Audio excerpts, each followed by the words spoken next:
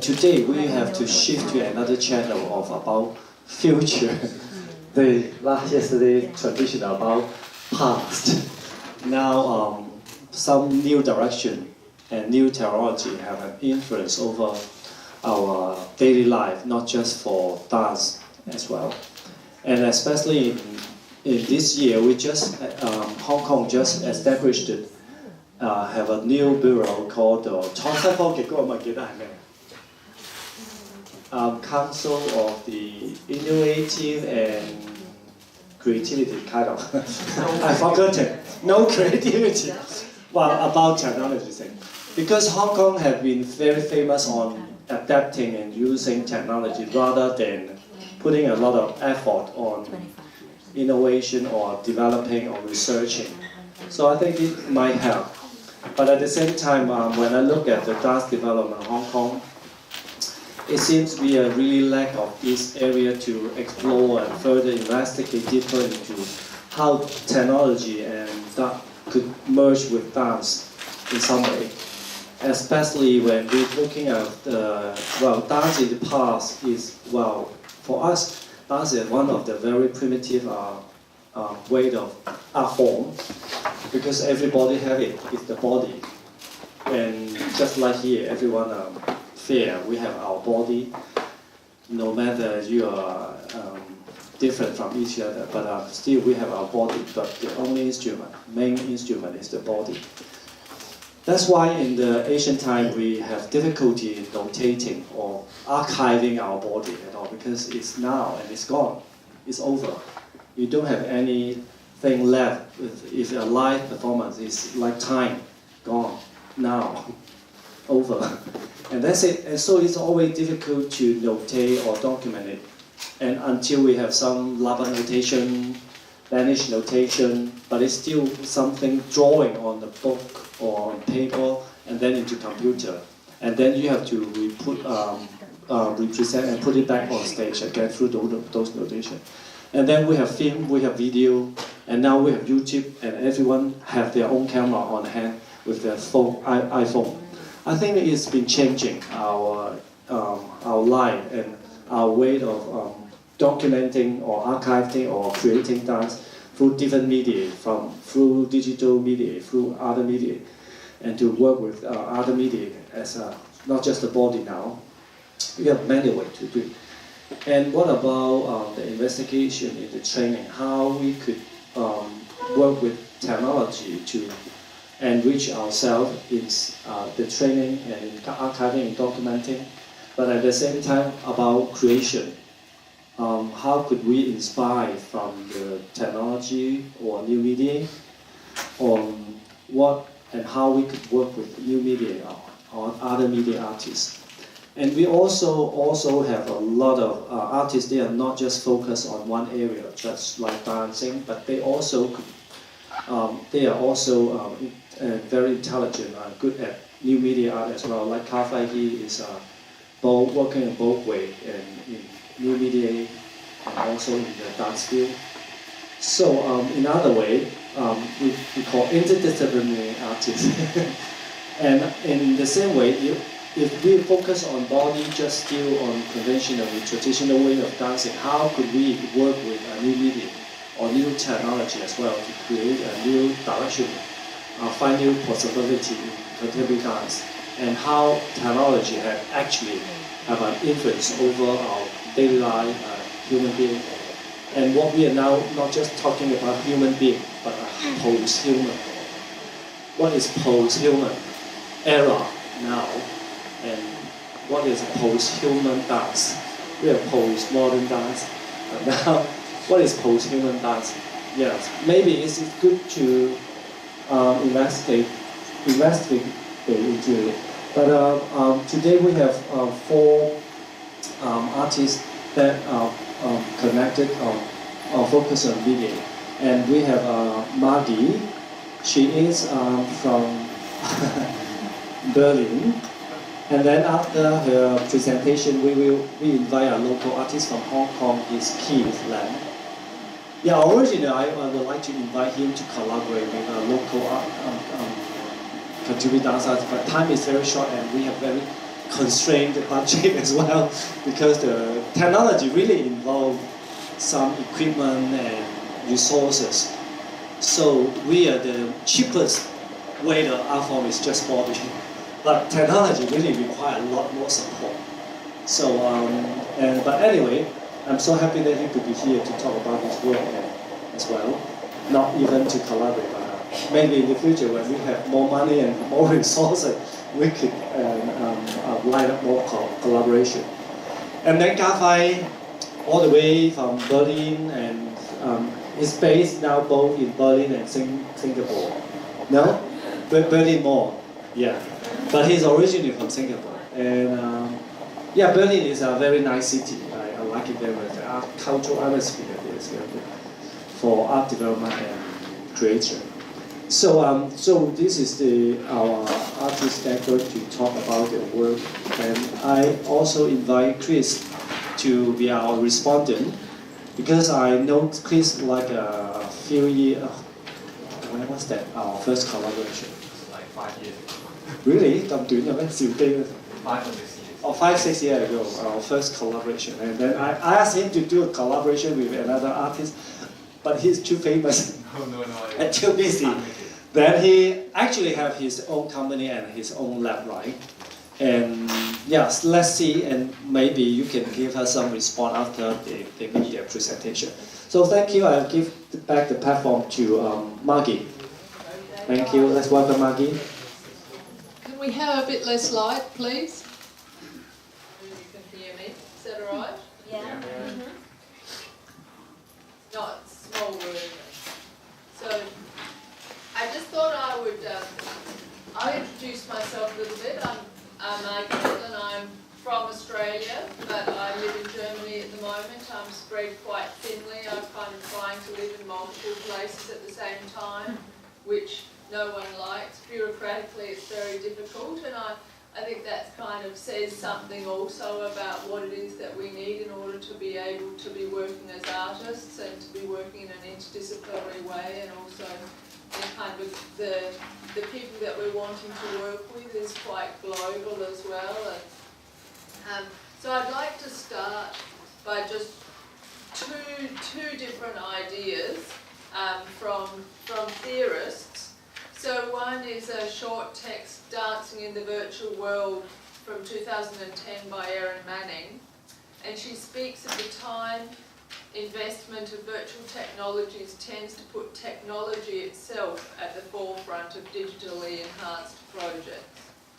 This takes the body as a fait accompli, turning the intensity of attention to the system itself, while the procedural parameters of the system are certainly interesting in their own right, and an artwork that privileges them but still desires the creation of the choreographic field that includes a dancer as a mechanical body or a puppet will find itself caught in the paradoxical situation that the spectator focuses more on the technology than the experience as it unfolds.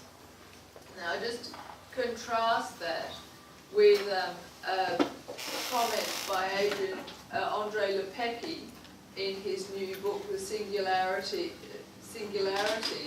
where he talks about how dance experiments with acute critique of current conditions of existence.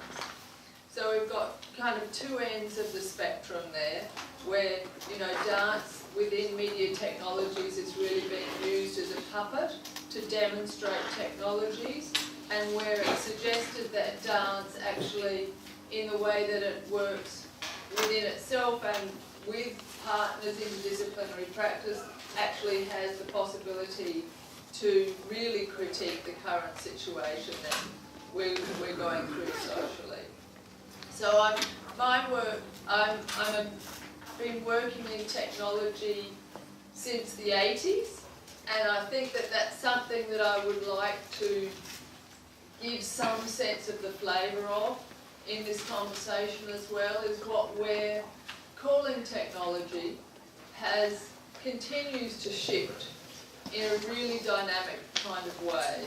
And I think that that's something that I would like us to talk about at the end when we have a session, is where it is and what we're calling technology, because it has a very powerful kind of sense of the future and the new and innovation, but it also has a very kind of dumbing down kind of sense of where we just, technology, it becomes one big bundle, and we need to really unpack it and start talking about the multiple ways that technology is working with dance, because every project, or we hope, every project or every collaboration is attempting to work about that duality between artists who are using or manipulating different kinds of technologies to achieve artistic ends. So I think that it would be,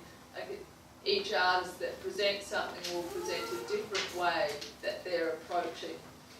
So I come from a tradition of expanded cinema, and I just wanted to show just a couple of slices of expanded cinema work so that you get a sense of, you know, what I'm talking about were the technologies that I was experimenting with in the 80s and 90s. So I've just got I'm having a basic problem with the screen. I think that the screen resolution is not quite being compatible between that projector and my computer, and it's freezing a bit and giving a slightly different size representations.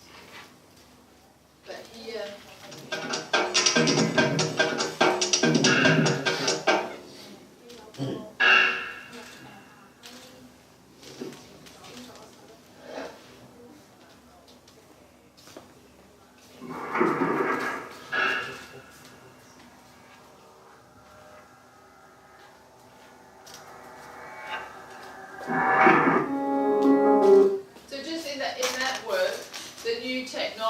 was the plastic, you know, that we were using as the screen, as the interface between the audience and the performance, and a new kind of sense of floor that shifted the perspective of the audience.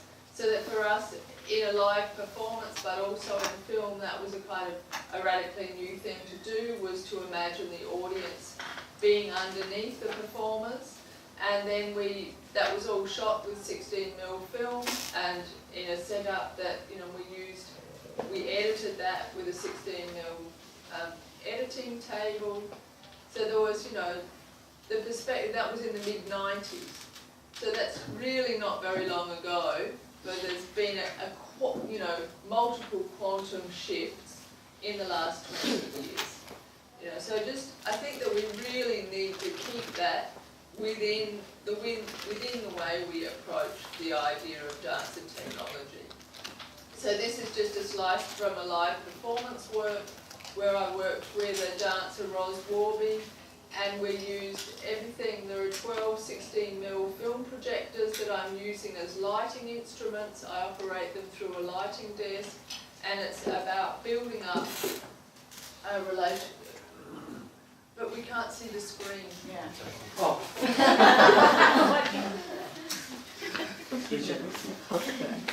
Thinking about the warm light scene better than the white light scene. Yeah, no, it's just we could be in the dark. It would be all right. You know what I mean?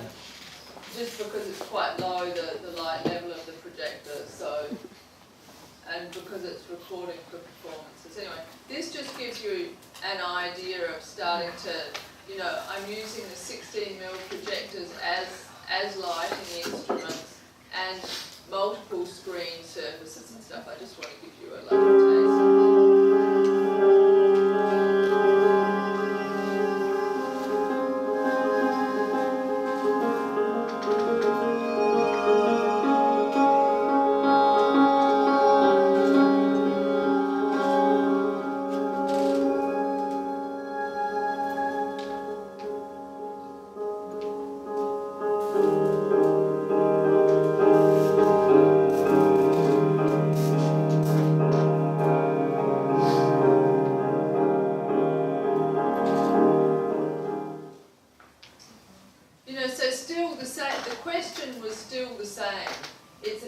how do we find a balance between the human body in a live performance and the technology, whether that be a filmed body or a mechanical body or a kind of a reproduction of movement information through some kind of avatar.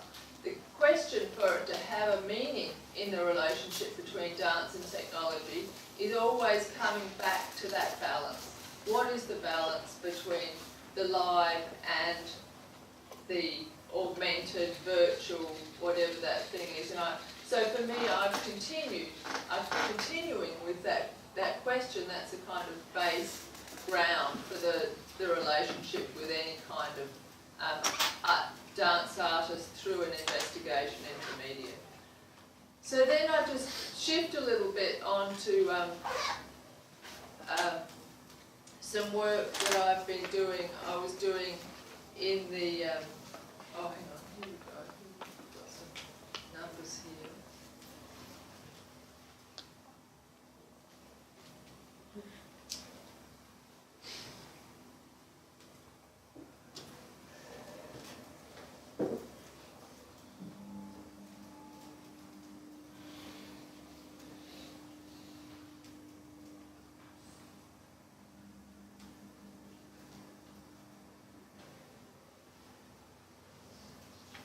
So the next work is a work that I did in the late 90s called Mobility in an Artificial City, and it was when, so I built a city in a 3D environment, and there were 5 locations in that city, and then I animated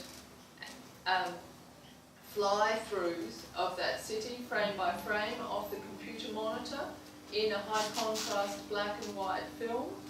And then I worked with dancers, choreographers, to film dance. The question was, how does the dancer, when superimposed into a virtual environment, how do they create the sense of volume and reality? Like, what is that combination when you superimpose live or filmed dance movement within a virtual environment? So this was a multiple film installation. I used about 17 film projectors, and it's running loops around in a gallery space. But I just want to give you a sense of that superimposition. So I worked with the choreographers, dancers. We made short segments of dance about the sense of the locations that I built. So there was the deportation centre, the marketplace, the house, the border town. And so this, I'll just give you a sense of that. So this was really, really coming from expanded cinema meets virtual reality as the kind of place in the late 90s. It was very crafted. I used, like, I'm filming the animation single frame off a computer monitor, and then I superimposed the two using an optical printer. So this was again all done with 16mm.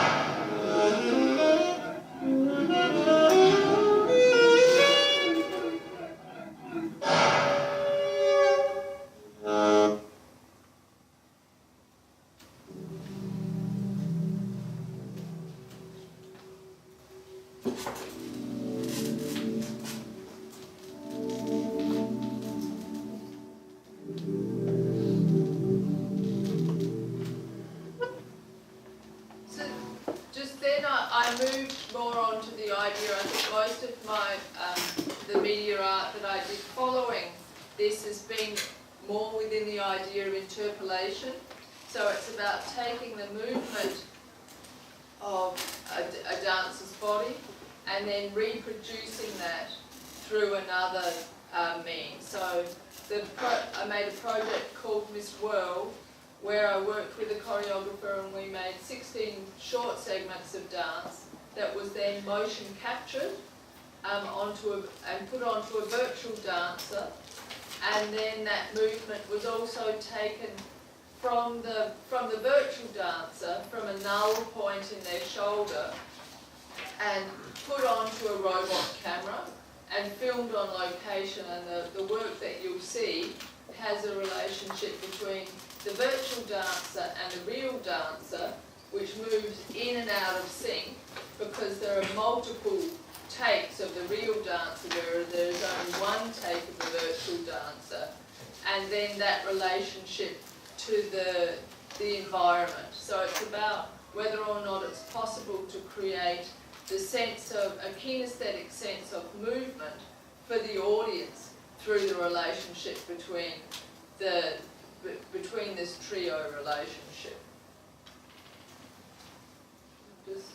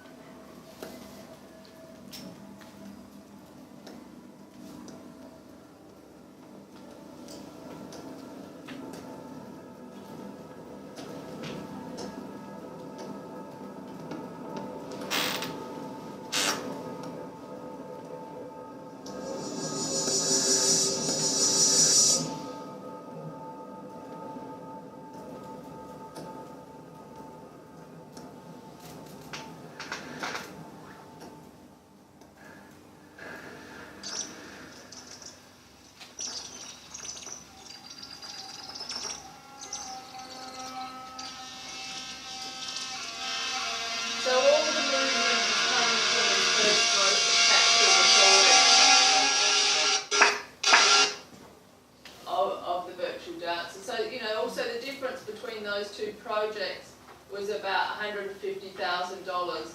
You know, the first project I pretty much could do by myself with the choreographers and a cinematographer, whereas moving into a project like this, it requires like very large amounts of rendering power, an expensive motion capture system, a motion capture specialist, someone to work on making the virtual dancer and do all the creating of the technology, the requirements of weighting and stuff for the virtual dancer, and the motion control camera specialist. So that's also something that I think is good for us to talk about in the shifting parameters in media technologies over the last 30 years, is where are we at in terms of the balance between resources, physical resources, expertise, and the kind of the technologies, because there's a lot more technologies that's being produced for the mass market, but also with technologies produced for the mass market, what is that, where is that actually putting art making, when everyone is really using similar kind of technologies produced for the mass market, like different kinds of motion tracking technologies, or what people are using in terms of the mobile phones, the geolocating. So that was one project. I toured with that, and then I wanted to go on and do that in a live situation. So I've been very interested in systems creation, so not just using off-the-shelf technologies, but what it is to actually try and create systems. So in the time that we have left, I'm going to show you some short clips. I've worked on a project for about 3 years called the Quartet Project that produced two interactive or two responsive systems, one between a dancer and a robot camera and one between a musician and a virtual dancer. And that's all combined in a show. So we produced all the systems for that performance, and again, this is quite a long time ago, and I think that's another thing we can talk about is how robust are the systems that we're creating? How do we deal with the fact that within 3 years or 5 years, anything that we create is being outmoded through the updating of different kind of operating systems or changing in protocols or whatever it is that creates, that is continually outmoding the media technologies that we're creating. So I've picked out about 4 kind of, 1 to 2 minute segments from this documentary, and over that you will get a sense of what that system is.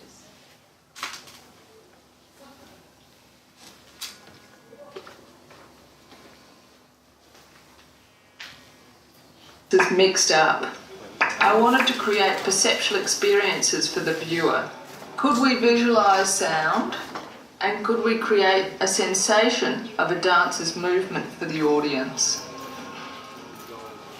These 2 simple ideas grew a team of specialists from all over Europe and Australia. Dancers, choreographers, musicians, engineers, computer scientists, 3D designer, and a motion control camera expert. I was interested in making systems that would be inspiring for performers to work with. Okay, Stevie, do you want to try your button now? Between 2004 and 2007, we developed a system to convert the sounds and gestures a musician makes into the movements of a virtual dancer, and a robot camera to mimic the movement of a dancer and show her point of view as she dances. Both these systems are working live in real time. We've spent 3 years developing these systems.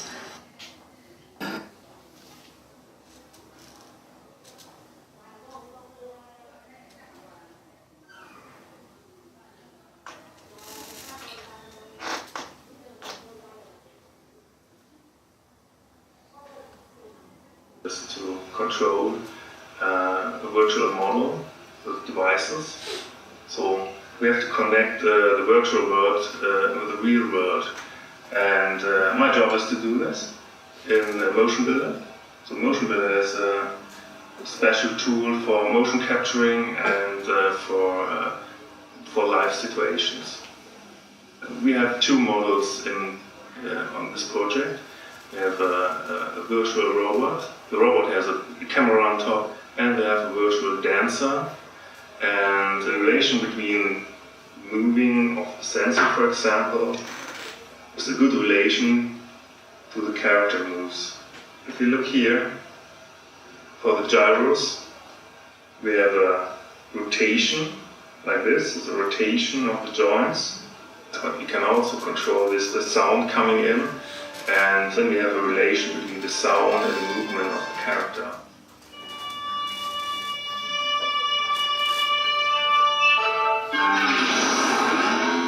So I can manage these data and then stream it to the model in real time.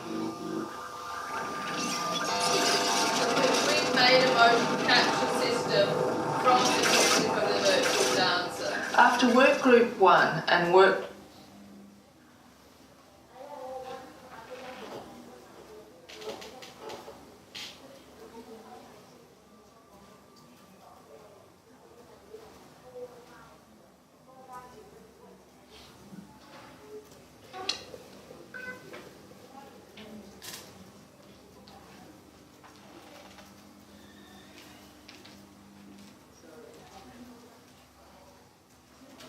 intuit the relationship between her sounds and gestures and the movement of the virtual dancer.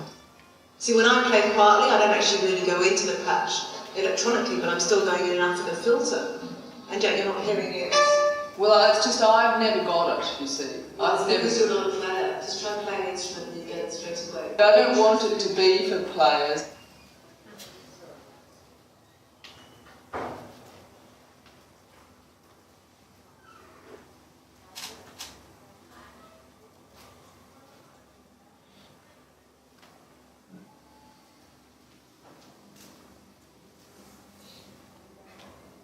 Doesn't necessarily understand movement,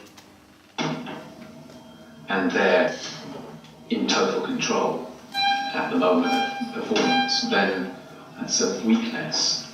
You want to find out how the music responds to the body, make those parameters so that on this it twists, this it unfolds, this it does that, then write with the music, then choreograph to that music.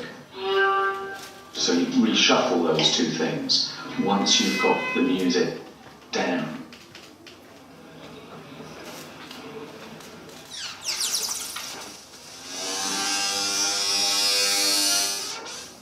As the project developed, it became clear the movement of the virtual dancer required a lot of Stevie's attention to make the body look connected to the music.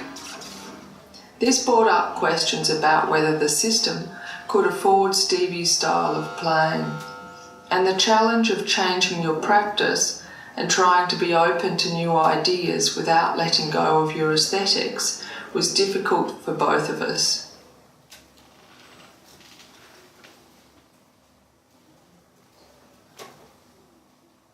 How am I going on the time? So, 5 minutes? Okay.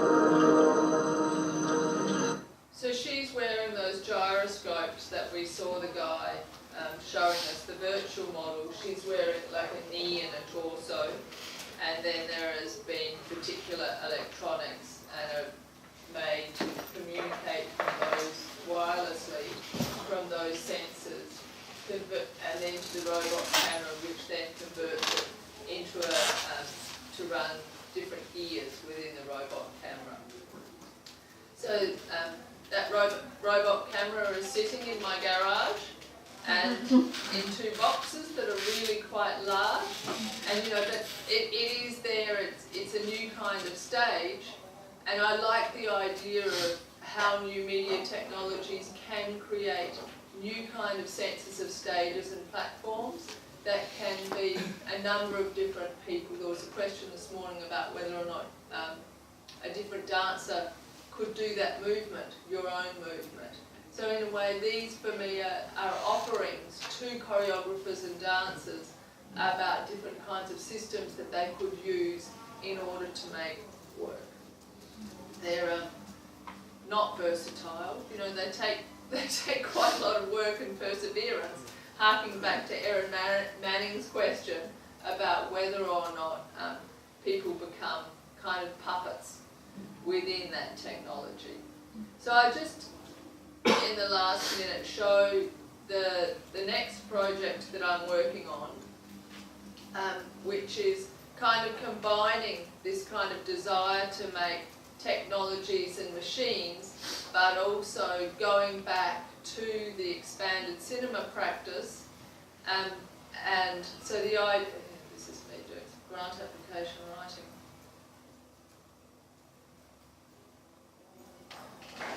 So it's an augmented 16mm projector. So changing the motor from the 16mm projector from an analog motor into a digital motor, so that it can be controlled by sensors that the dancer's wearing or manipulating, and then changing the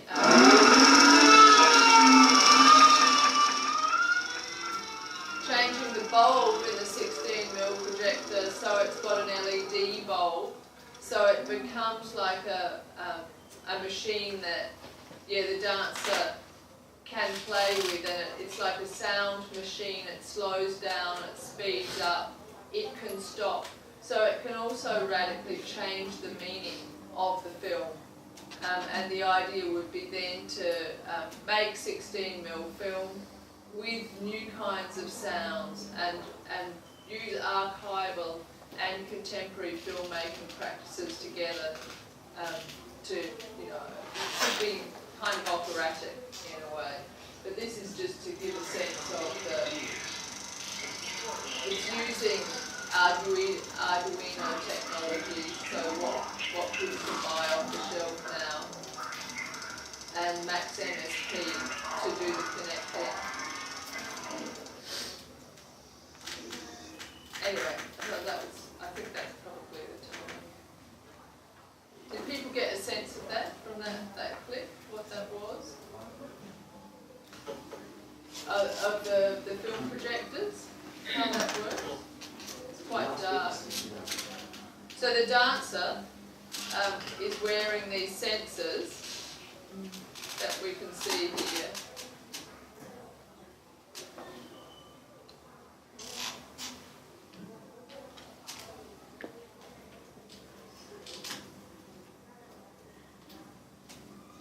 So this is the 16mm projector, and it's changing the motor in the 16mm projector.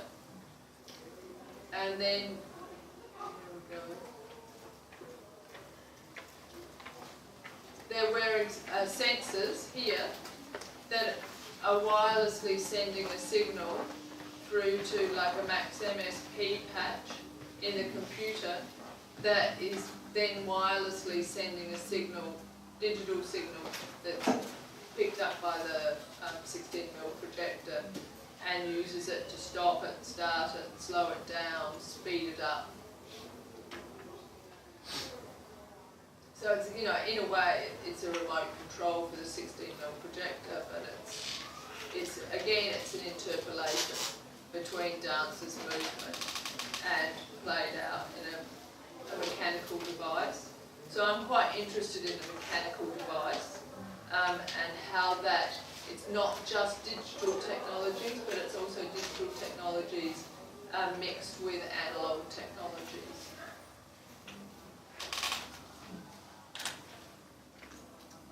Anyway, that's a certain kind of a particular approach to practice with new media technologies. I'll stop there and let Keith share his practice with us.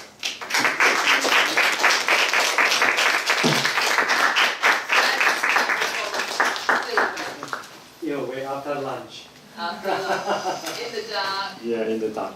Thank you, Margie, for such an inspiring presentation, and good to see your work. Well, we'll go back to the discussion in the end, and maybe to hear some other people's responding.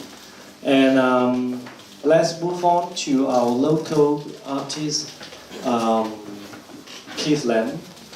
He actually do a lot of exhibition and creation, very actively creating work in Hong Kong and tour overseas as well. Yeah, let him continue the setup first. Yeah.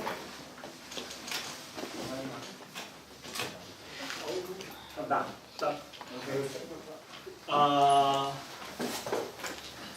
Thanks for coming and thanks for the invitation. Even though I cannot make my time to collaborate with Frankie and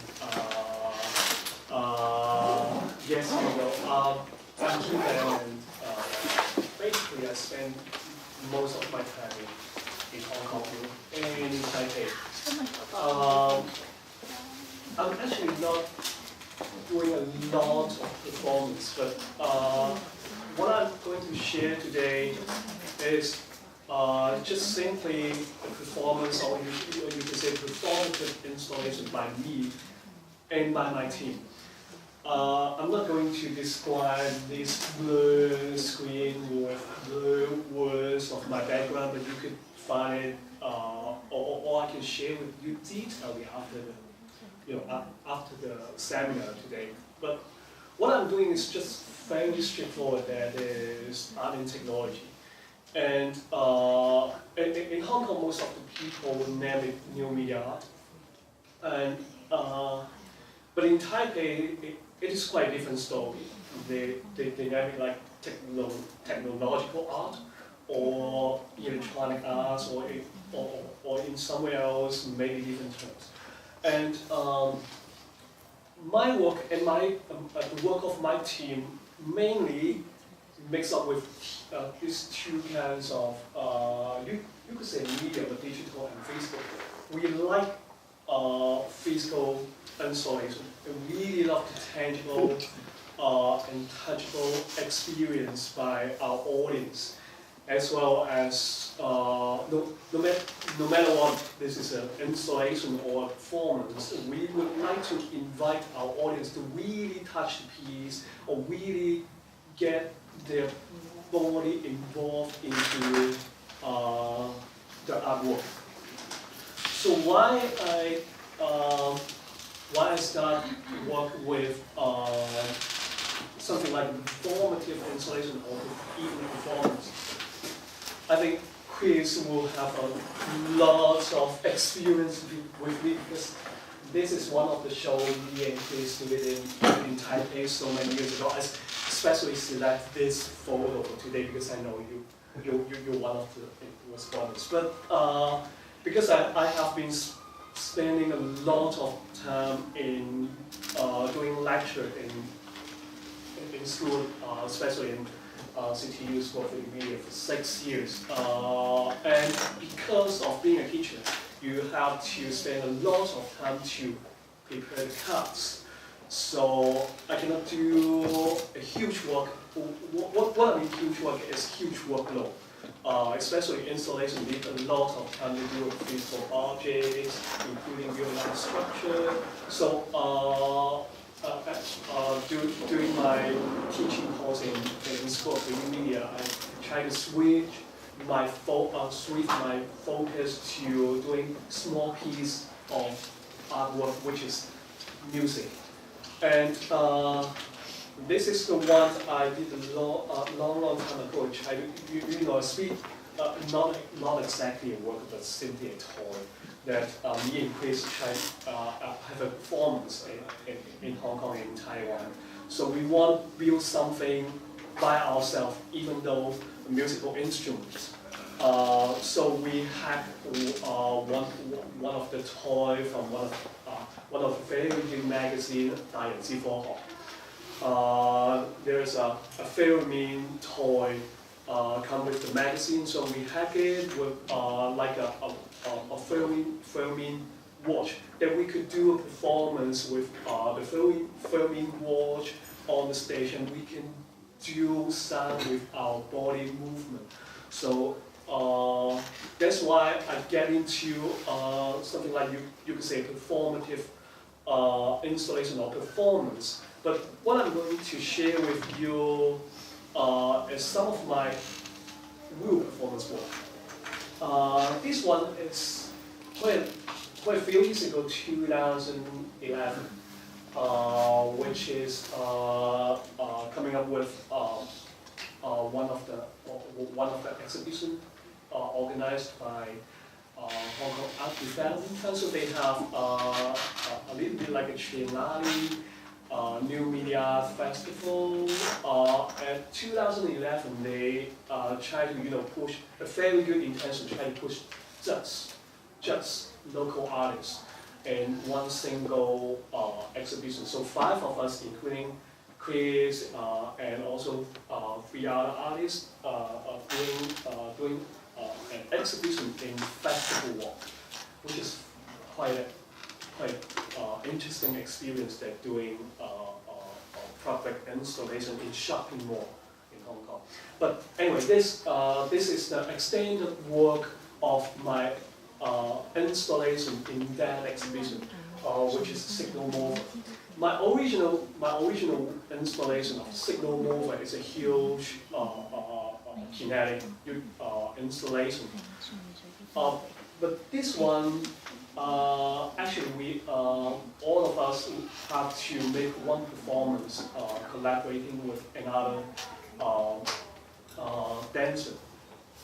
So this is the photo of my work, and the name of work is Signal Mover, the orchestra. And because my my installation is a huge kinetic, you could say, kinetic movement sculpture or something, and which is trying to visualizing the signal around the installation to kinetic movement. So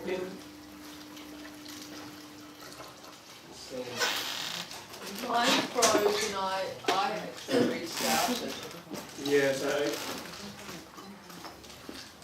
I'm not sure whether you heard of a very good description of new media by V2 Unstable Media. And this is the perfect example. This morning you mentioned about Yes, unstable media is super media. I'm going to restart my computer.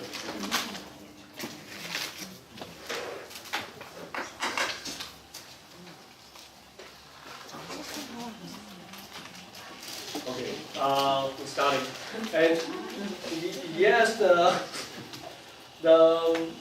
performance. Okay, that's right. And actually, my original installation is about trying to visualizing the signal around the installation, like 3D signal, Wi-Fi signal. I'm so fascinated in 2 areas, especially this few years. One is information or data. Another one is let's try again. And the installation is seems like a shape of umbrella.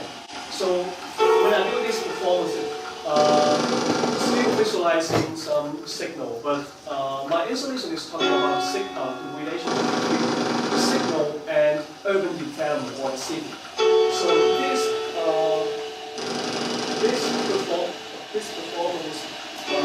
this performance is talking about the relationship between signal and a single person. So I transform a huge sculpture down to an blue umbrella. So I embed a sensor into umbrella, and the sensor would capture the signal around the dashboard, like in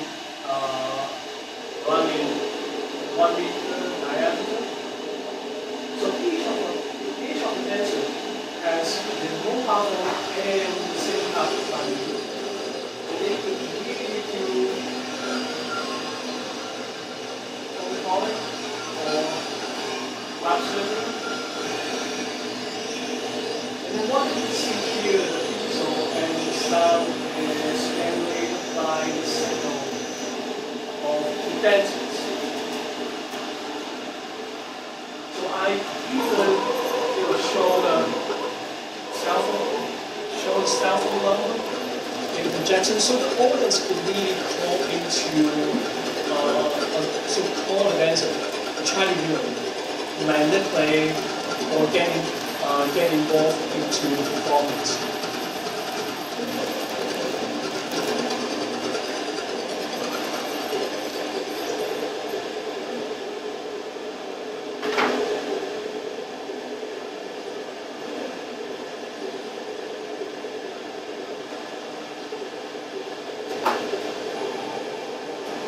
So what you see here, all visual is about visualizing the signal, strong or weak, or the capacity of the signal. I'm going to skip this because it is a project that I work with Visual Arts Center and Museum of Art, Hong Kong, to try to explore what kind of public artwork that we could do with the museums, and with a series of workshops and seminars. And at the end of 2008, we tried to propose something like projection mapping, because we whole team like doing something new or try something new.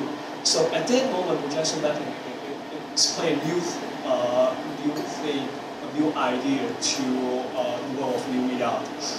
So we tried very first projection mapping with one of the museum inside Hong Kong Park.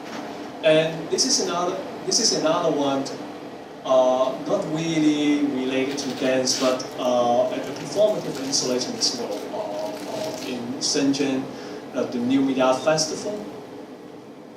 And the location is quite interesting. It's an abandoned factory, and I really like these columns.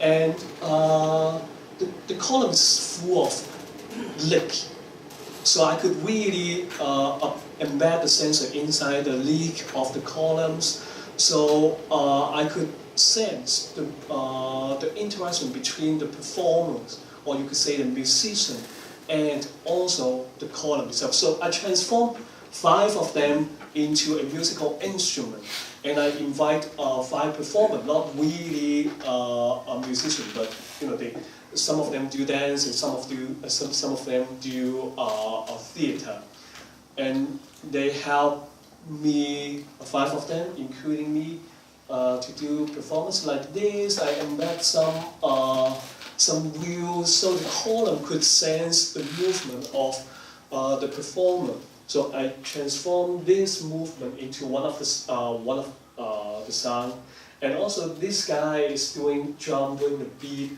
So when this guy hit the column, it's just like doing jump, boom boom, doing beat, and also violin, etc. And the huge, you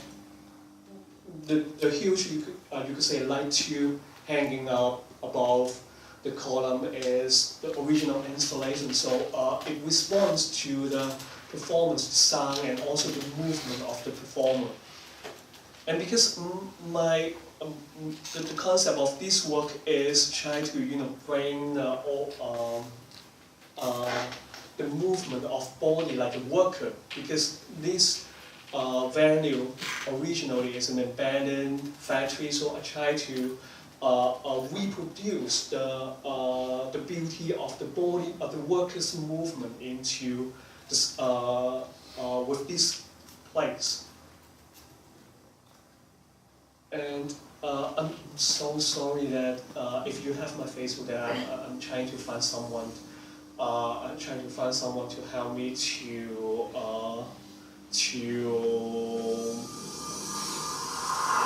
fix up my documentary over the 2 years, because I'm so lazy to do a good documentary with videos and photography. And this video is just for the installation and for the sponsor of the new for the festival.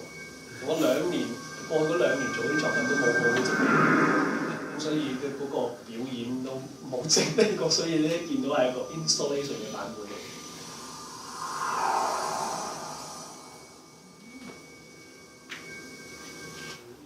And someone with some project with dance, and this one working with Honhim Dance Company and Daniel, and also CHEUNG. 極度睇 and this is a very good experience that I really working very close with dancers. And the most interesting part is Daniel from contemporary dance and CHEUNG from Chinese dance, and me from new media art. So we have to mix three type of art together in one single performance, which is quite challenging. And we have one compromise before we start any creative, that we don't want to attach sensor on the body, because the dancer would like to have the movement much more freely. So we tend to do a lot of props, objects, or we claim it like toy. For example, like this bamboo embedded with LEDs, and also this is actually like Star Wars, and this installation, and this even a little bit like pole dance. And what the concept, or maybe some of you watched this performance before, and the concept is something like connected the body to nature, to the sky and to the ground, a little bit the Chinese philosophy. So this hanging pole the origin of this dance method is from Chinese dance. So we try to reproduce this kind of this type of dance to our piece.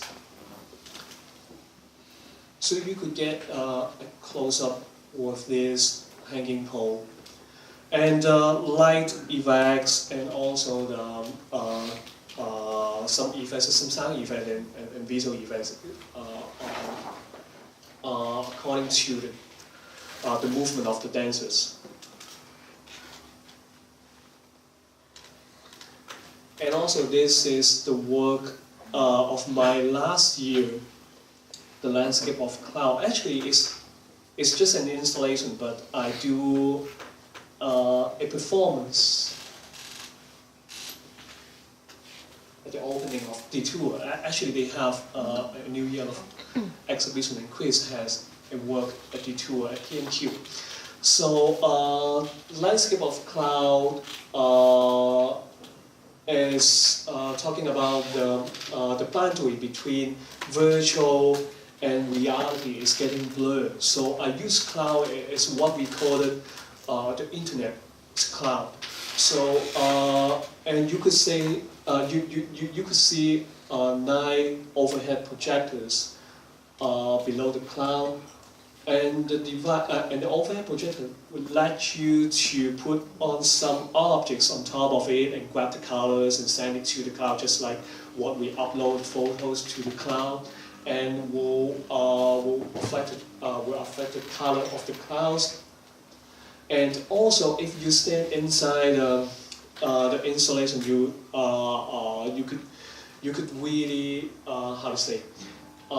getting into the cloud virtually, but physically that you are standing in a real world.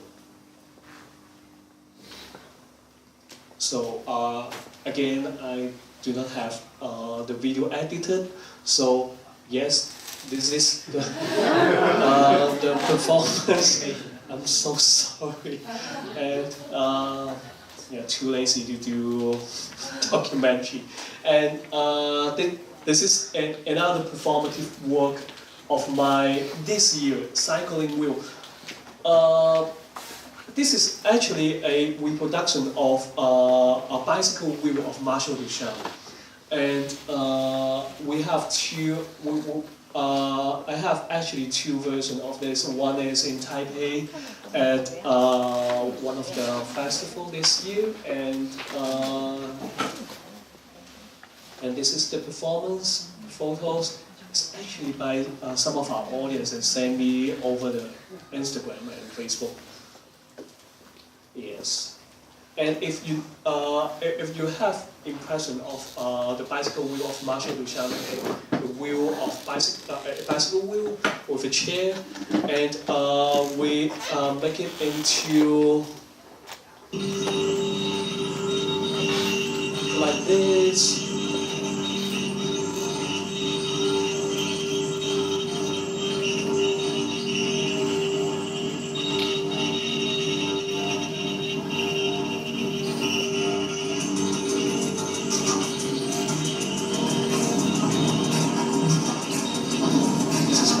That because we want, this actually I work with my team as well.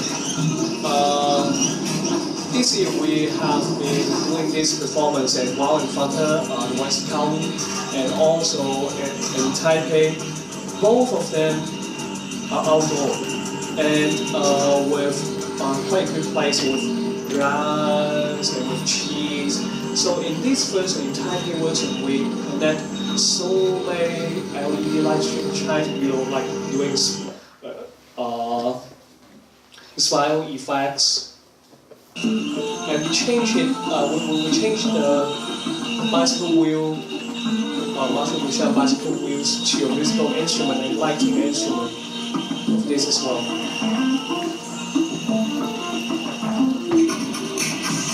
So when the performer tries to spin the wheel, it do music and also lighting. And actually this is an environmental installation as well.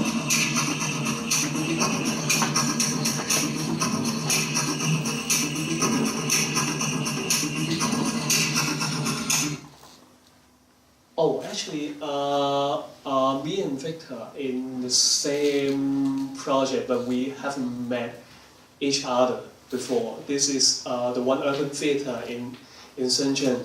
They invite installation artists and also dance company to do this urban theatre together. And we build an installation like a park. But this park is all of them, like seesaw or swing, each of the single item are musical instruments. So because they have invite Victor as well as another dance company from Guangzhou. So we have one single performance with another group of dancers from Guangzhou to do a performance on this piece. So all the dancers could do dance in this installation, but actually what the movement in the park, like doing the seesaw or doing the swing, is actually doing music as well. So they are doing dance at the same time they're doing music jamming. I'm going to skip this. Is very old school style of documentary by them. So I'm so sorry that I cannot show you a very good video of my recent works because I'm so lazy to do updates on my work. But I promise I will do. I will finish all of them by this year, end of this year, or actually 1 month to go. But what I what I want to show today is share a little bit more today is because We Dimension Plus is a team of people that do art, do design, as well as curate. And we have been doing one project for quite a few years, which is AND, Taiwan Performance Art and Technology, which is, you could say, a platform that connect performance and technology. So we arrange 3 types of activities. One is performance, and other one is workshop. And the most important one is try to, connect different people to really work out something real, a real performance.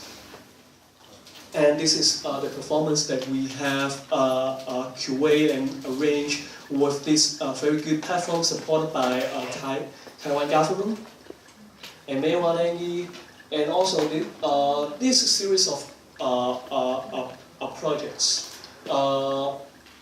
In this project, this is the series of last year, and we invite mathematics, fields, and a bunch of people to do workshops and also seminars. And this is the website. Feel free to visit because they're doing very good. They're doing very good platform, and really spending a lot of effort as well as money to try to develop the culture of new media art and performance. So in this page, we keep updating the events by this project as well as other performance, other events in Taiwan, which is related to dance performance and technology. And you could also find 2 more pages. One is here. You could find this is actually an archive of all the people or all the team who work with new media art or technological art. And also in this area, we could find some performance group, a team, or single people to have experience in working with new media art. And also, most important, they are all the projects we arrange, and workshops, seminars here, and also 1, 2, 3 are the projects that we connected new media artists and performance together. They have to submit proposal to the platform, and then if the proposal is good enough, then we will try to connect a good partner for them. For example, like a new media artist would like to do a performance piece, send us a proposal. For example, like he wants to work with a contemporary dancer. We try to find a good match, a perfect match for the artist.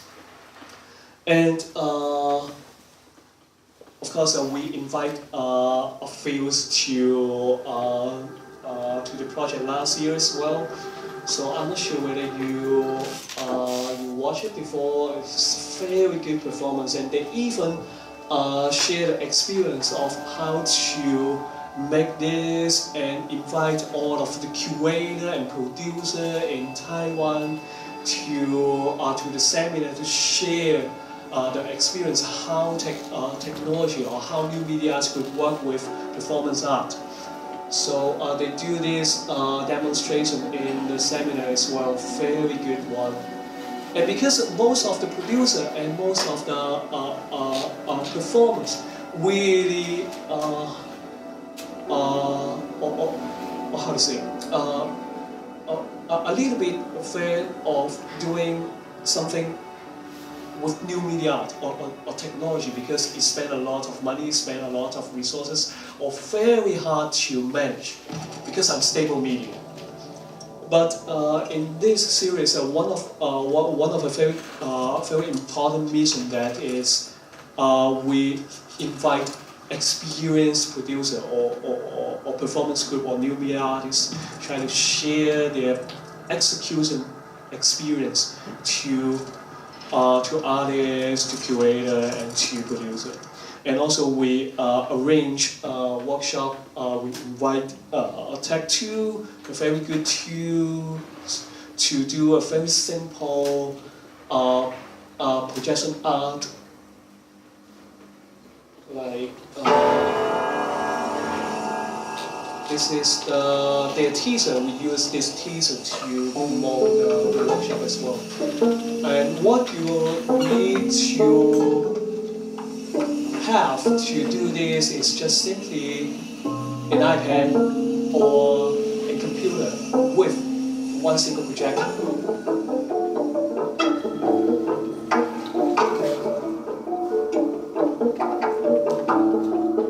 So with very simple technique, even or you can say just simply connect the projector with the iPad or computer, and just simply do this kind of projection. So we have a very good result of this workshop, and even some of them really try to use the tools and the software to apply it to their performance later. And we also could helping the festival, a lighting festival, in international festival in Taipei. We do a lot of public performance, and we line up this group of artists to the festival as well, and outdoor one even. So the platform is actually initiated by the government itself, and we just help to push it up and try to connect curators and artists together to work out something with new media arts and performance.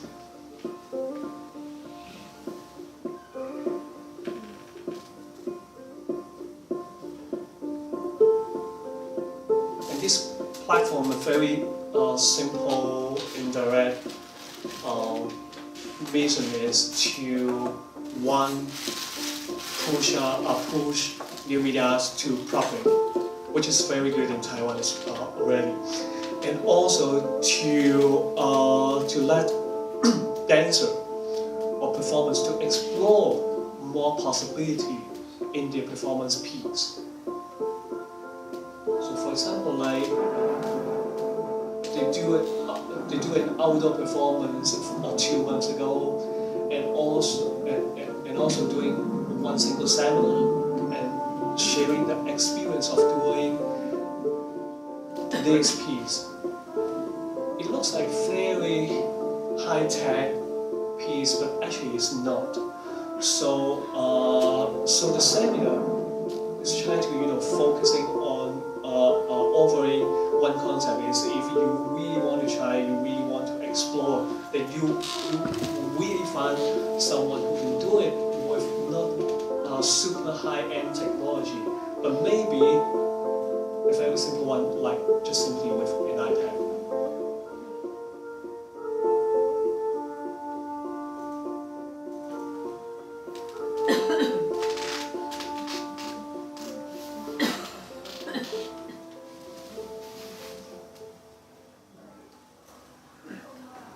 Thank you.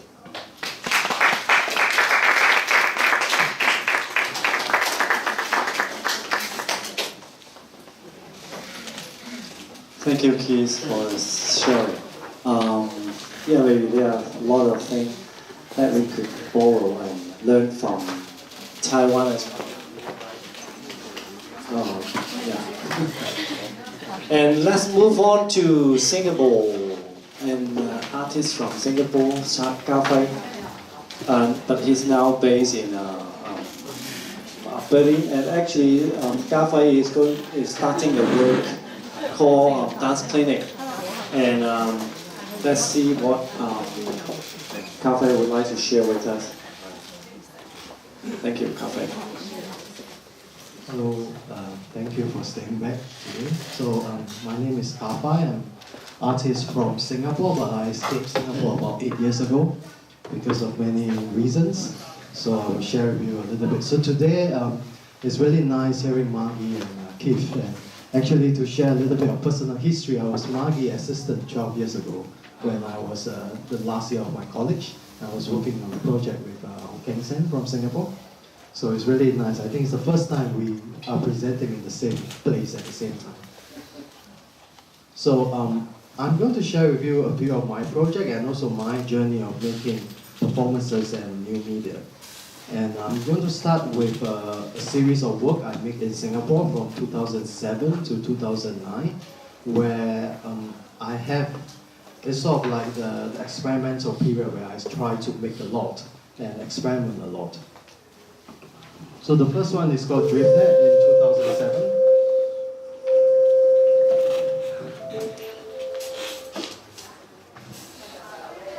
And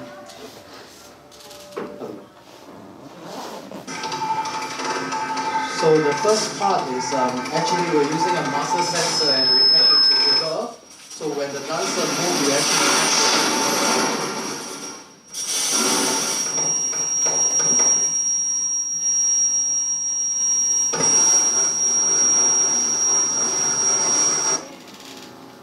So at that time, it was really about looking into the body and taking data out of the body. What can we do with the data? So of course it's quite simple at that time that we translate it to sound, visual, and lights. And this piece was actually, I invited Daito Manabe to collaborate from Japan before he got famous in 2007. And the second piece is a solo I made for a Singaporean choreographer, and I was looking at the idea of a 2.5 dimension. It's actually 3 screen projection with one in front and 2 at the back to look at how the human body or the performing body exists within the performing media at that time.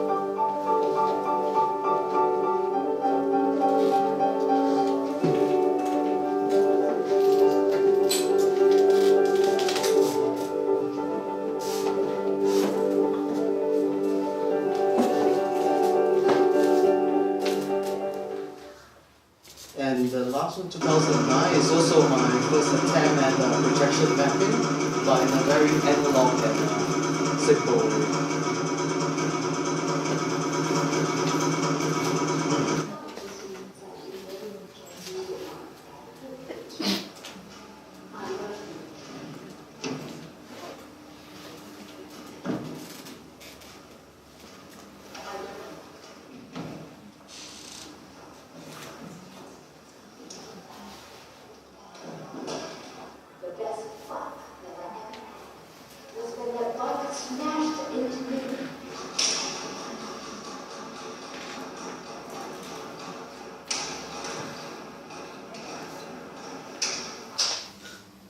So I think at that time, it was also that, as Margie has mentioned earlier, that it was really about finding the balance, or in a way when I was making work, there was no balance at all actually. So we were just pushing of how much can be done.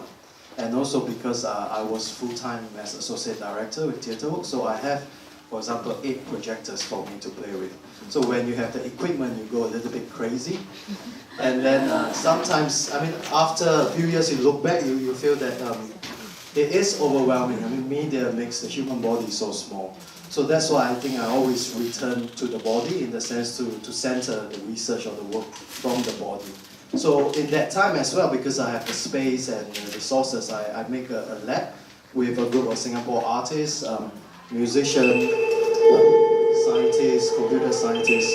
But really is to look at how we can actually make use of this data that we extract from the body, because it's quite easy to take, for example, muscle sensor data, movement data from video tracking, but the question is really, what do we do with it? I mean, you can make beautiful visual, but then what does it mean?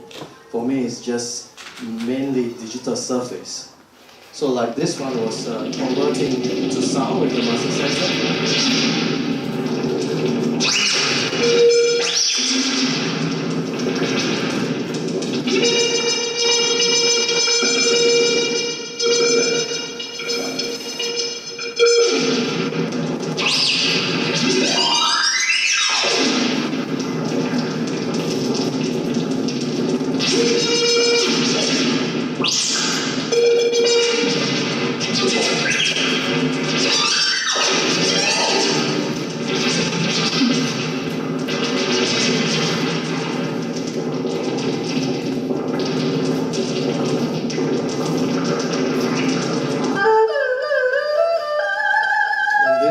also a simple gyroscope. You just take the XY axis of the musician playing the instrument and triggering like random stories on the wall.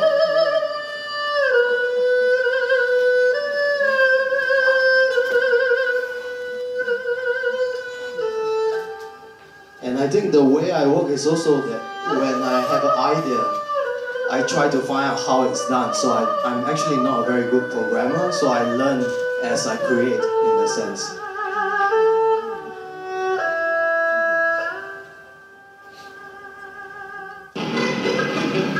And this is an old school video tracking. If the dancer has movement, which is defined by the purple shaded area, it triggers different sound.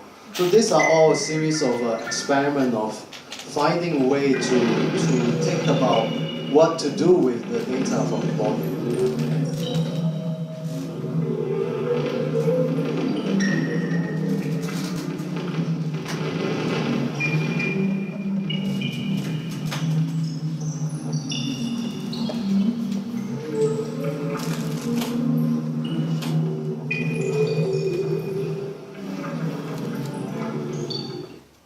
So these are all made like 7-8 years ago, and I think a lot of experiment looks maybe cool or aesthetical, but I think at the end it's really the question that what does it mean? What's the experience beyond the sensory experience that you can get from being in an immersive environment? So I decided to escape Singapore because I think it's just too small to grow your mental space. And I went to study in London, so I really have the time for 2 years to think about research and making work. So I make a series of work called Prospectus for Future Body when I was in London, and I always start by making a project with a few questions. So one of the questions that I had was, can we design future memory for the body? And if it's possible, is the body itself the apparatus for remembering cultural processes? So by cultural processes, I was very interested in looking at dance and dance history and dance culture and looking at how we archive or how we document dance. So I chanced upon this experiment in the 18th century by Luigi Galvani, where he accidentally touched a big frog leg with 2 metal parts, and the static electricity actually twitched the muscle. So I became very interested in this idea that the human body has a network or neural network of electric currents flowing through that's controlling from the brain to the body. So for example, if you look at how the muscle is set up, this is the belly of the muscle, the tendon. So the tendon is attached to each muscle cell, and we extract one muscle cell, it looks something like this. So if we put this under a microscope, it has a nerve that's attached to it. So when you pinch or you pull the nerve, it actually contracts the muscle. And I was very interested that if we replace this whole setup with an electronic circuit, you have a battery and you give an electric charge to it, it has the same effect of contracting the muscle.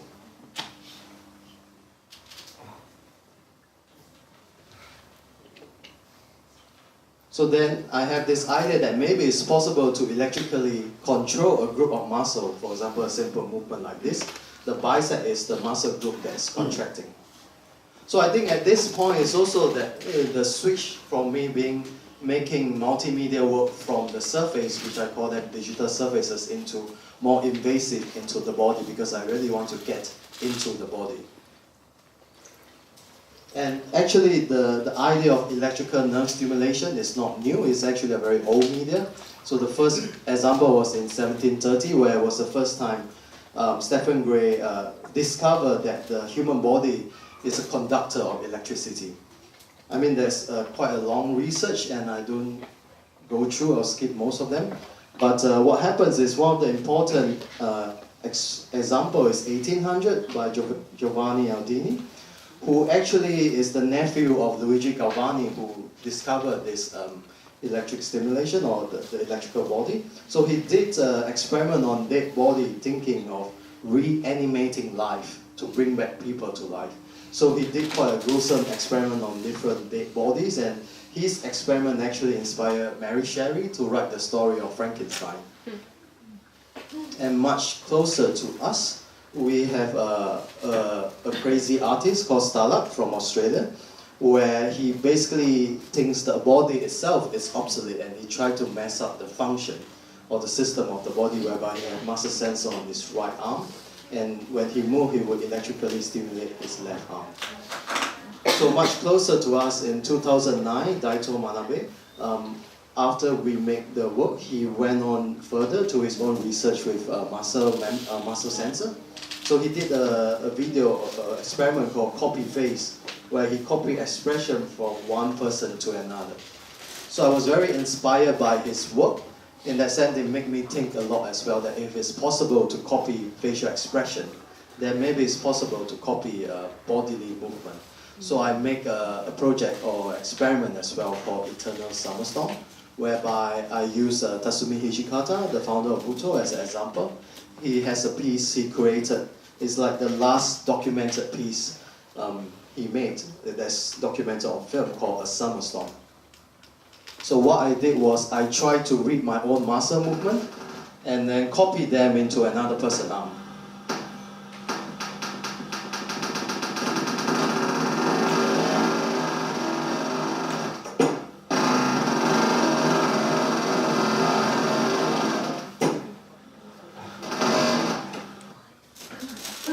So essentially, the computer is reading my movement and sending electric currents or electric shock to control the other person now.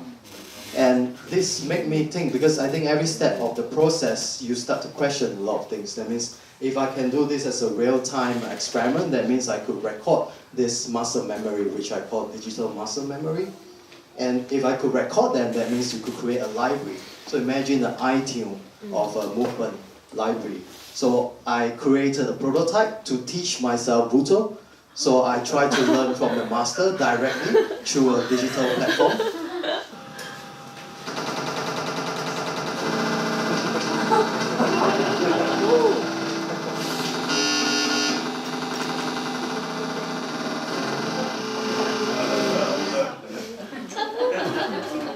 So when you repeatedly train your muscle to move like the master, you will get some sort of memory in you. That's what I believe. So in the sense that the whole idea of questioning what does it mean of documentation, because in the classical way of learning, you are looking at archival material through audiovisual, seeing and hearing. So in my proposed method, you actually feel what the muscle, which part of the muscle is moving.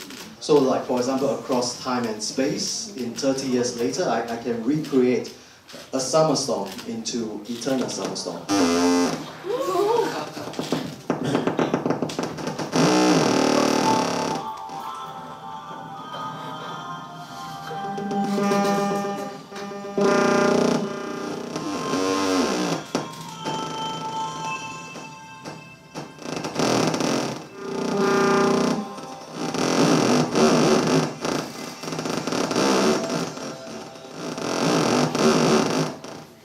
So I made this work in 2010, and at that time I'm actually keeping the working or the process of it quite a secret, because I'm touring the performance, and the performance is called dance fiction, but now I can actually share quite honestly that actually the first video is actually a speculative video, meaning it's an idea that I want to communicate.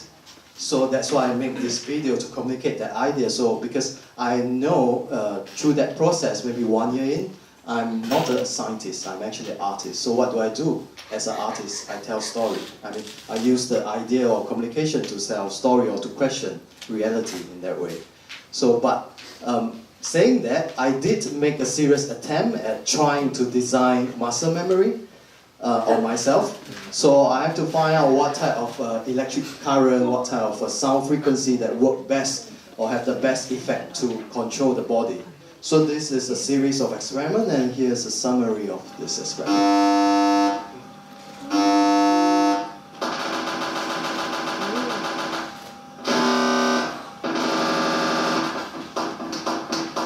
So these are all involuntary movements where I'm just letting the computer control it.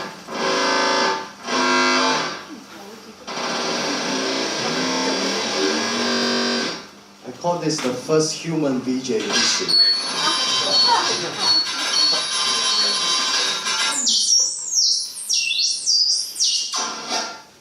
And this is just by a touch, feedback touch, whereby one person is the speaker, one is a microphone. So when the body touch, it generates the sound.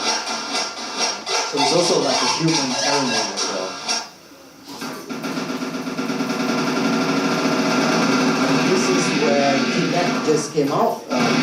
So it's just a simple body tracking to map my movement to the other person.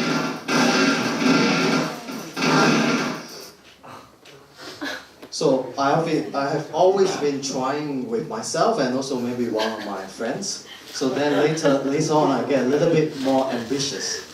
I try to control 4 men at the same time.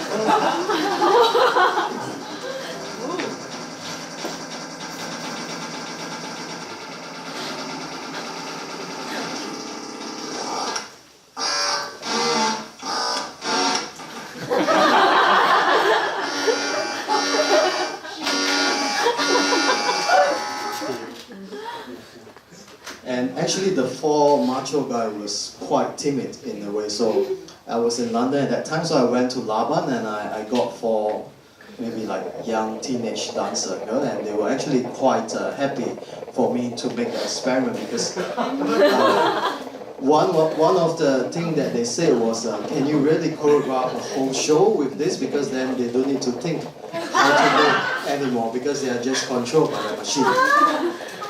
But actually, I make a short video of the experiment because everyone reacts differently, so you have to calibrate the signal level to them to get like a synchronized movement.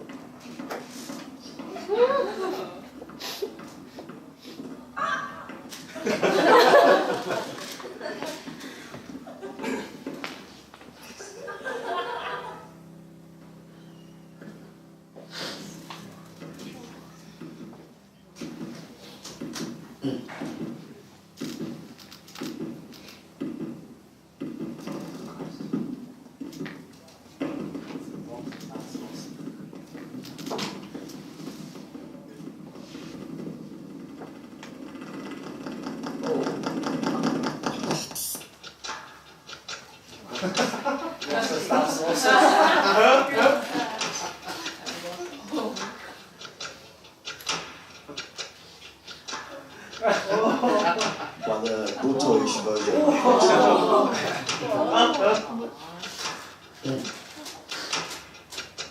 I think the video actually showed the before and after.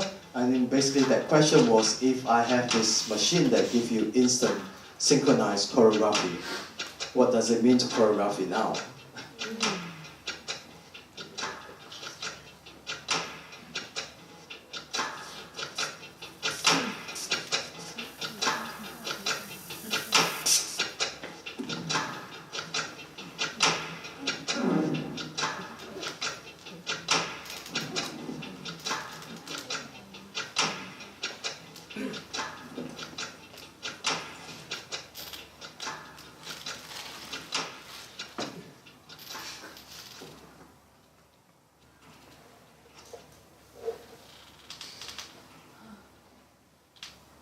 So at the end of the 2 years, actually honestly I make this video because I have nothing else to do in my 2 years university. So the last 6 months I have to make something, but I don't want to start a new project, so I decided to make this video. But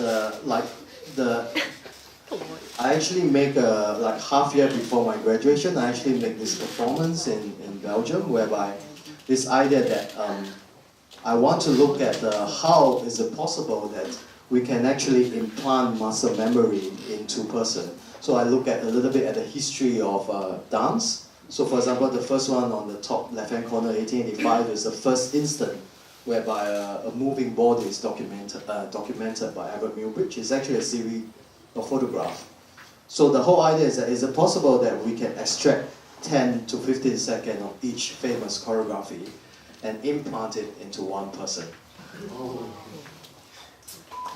So this is also with motion capture, but I'm trying to recreate the 3D data of Yvonne Rainer. Of course, the whole idea that if a living choreographer would come to me and we could record the data. But this is just me wearing the sensor doing Yvonne Rainer.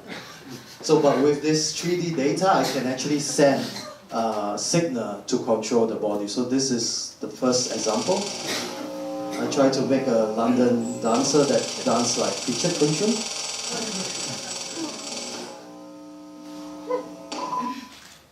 And then many other more, like Max Stewart, Pina Bausch, Merce Cunningham, and the master from Taiwan as well. So this whole idea that is it possible that we are given this instant memory and then the dancer itself retain this muscle or movement memory. But I think at the same time with digital technology, the fun thing is you can play a lot with it. So for example, you can do a hybrid muscle memory data. You can combine Yvonne Rainer and Richard.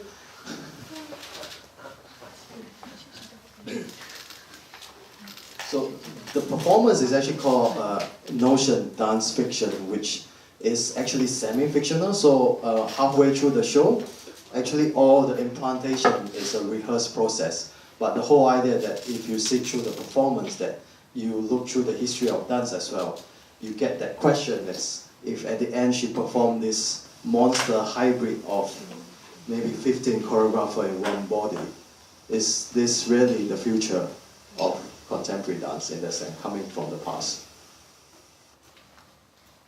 So this series of projects actually take away the control of the brain to the body, and then I became quite interested in the idea of how the choreographers are thinking. So it's actually about 4 or 5 years where I've been working on similar idea but very different. Let me just put on the other.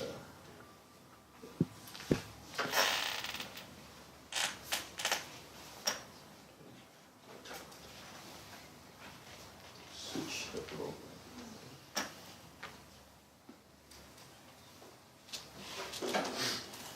Yeah. So the first is a series of work from Prospectus, Soft Machine, and choreography of things over the last 5 to 6 years. And of course, Prospectus, I talk about the question of can we design future memory? But then in Soft Machine, it's actually completely analog in a way that I went to interview choreographer one by one and to document the complexity of human movement in that way. And then for tomorrow, you will see the dance clinic, which is renamed from the choreography of things tomorrow, that I will share a little bit on stage about how neuroscience technology can help or in a way heal certain choreographic problems or symptoms. But I really want to share with you this quote by Alan Lomax, looking at dance as the cornerstone of human adaptation. So when I was working a lot with technology and the human body and dance, I was always finding a reason why do I go back to the human body, what's fascinating about the human body, because I believe the human body is the most ancient technology that we have yet to fully understand or explore. So one of the great inspiration for me was Alan Lomax, where he did a project for chronometrics in 1974, which is a scientific study and measurement of cross-cultural dance. So what he did was he traveled the world and he tried to document dance movement and culture and try to, in a way, measure them. So there's a short clip that I want to play. It's quite interesting clip from the 1970s.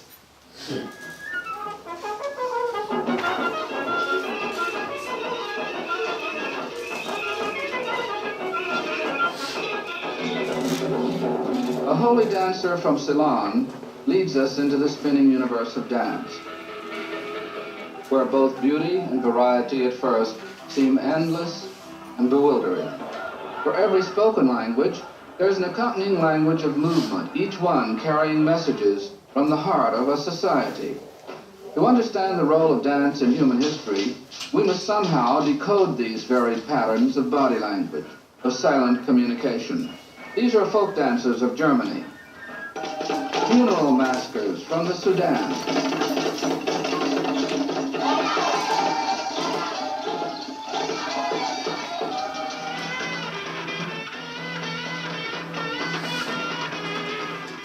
Americans at a Sunday afternoon love-in in Los Angeles. What have these different movement styles, each one apparently so unique and so irrational, What do they have to tell us about the history of culture?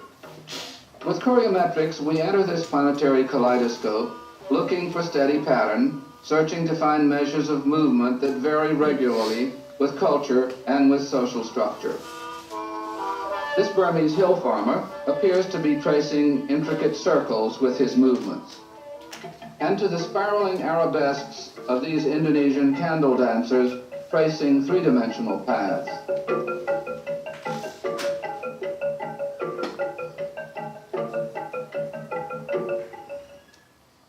So, I mean, as a response to that, and also I think, in a way, these are the 80 over people that I interview across Asia, because also about my own curiosity to find out what's happening in Asia. But I think at the same time, it's also a shift as well, because I think with technology, one of the reasons I left Singapore is also that there's not much people making technology or technology and dance work. And then you realize one day that you can never make work that's better than the Japanese. Because it's about the condition of the present society, because with media artists in Japan, like Naito Manabe, they are given huge commission to do commercial jobs. So they feed the money from the commercial job into their artistic research. But in Singapore, someone asked me to make an installation, interactive installation with like, what, $2,000. So that's totally impossible. So I think, in a way, then I start to really think that if there is a human story that I want to tell, with or without technology, what can I do?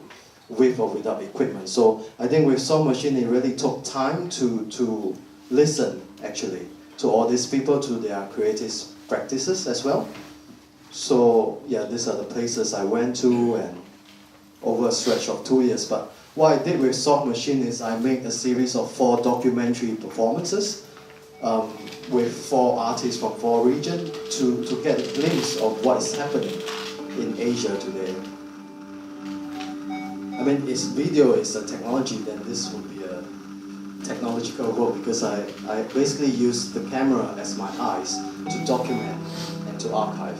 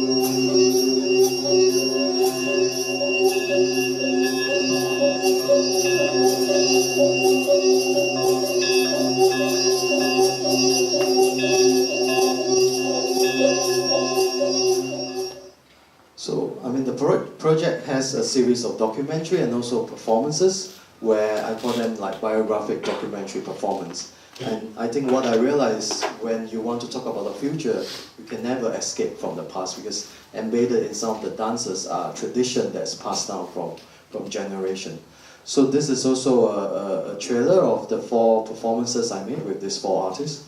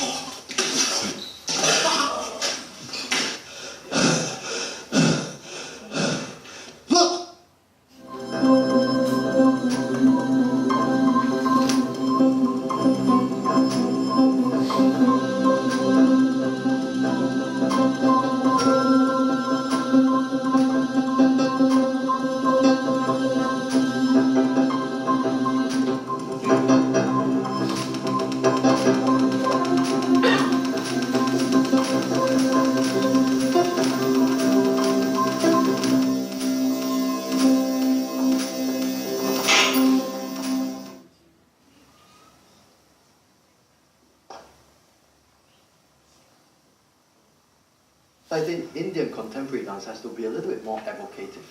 You have to express your emotion. Like how? So for example, when you did this mudra, the emotion comes all the way to the fingers. And sometimes comes up to the face as well. You have to express this emotion. Can you try me? Yeah. Let's do it. Ready? I'm actually teaching an Indian how to do Indian dance. To the fingers. Remember the face.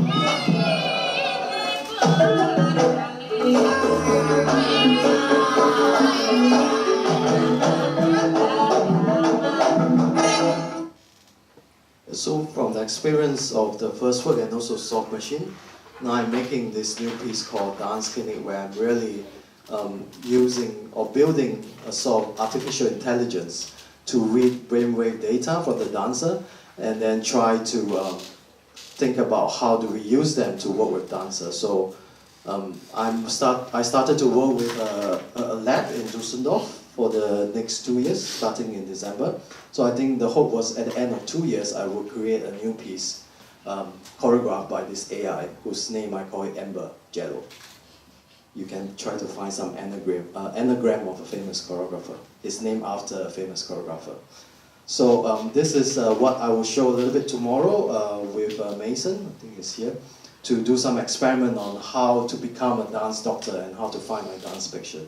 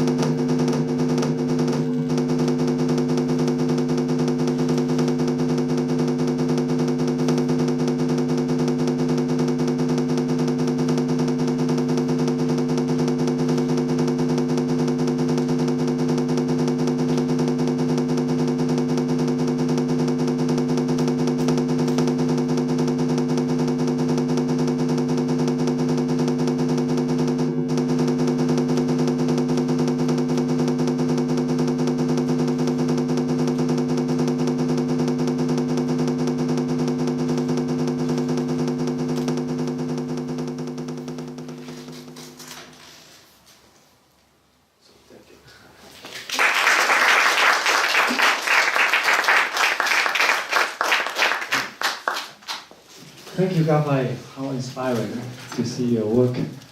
May I invite all the speakers to come back on the stage with Margie.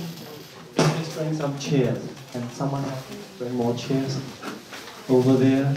Can someone help me to bring more chairs? Yeah, and Margie and where is he? Oh, okay, Keith. And then Gafai. Yeah.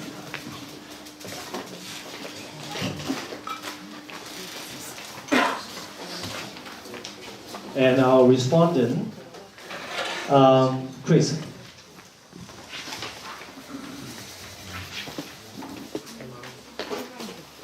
Yeah, and also Daniel. You are back. I almost forgot it. Yeah, one more chair, right? We need to sit close. I can sit here. Daniel's come over here. No, I'm fine. I can sit here. Guys, just respond what you saw when did you just arrive? When Keith having his presentation. So you just missed the presentation by Margie. So well, I think there are quite a lot of things from Margie's presentation, from the visual, video, film, and the live image of video projection together with performer.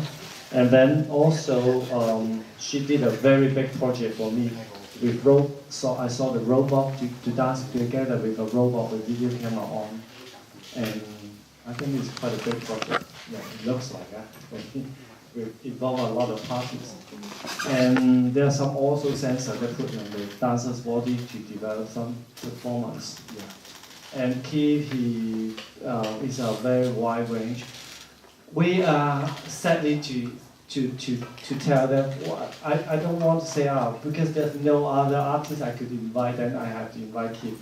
But it's very, we have a little, very little artists or dancer really interested in deeply investigating into dance and technology area. So I could only think about Chris and also Keith.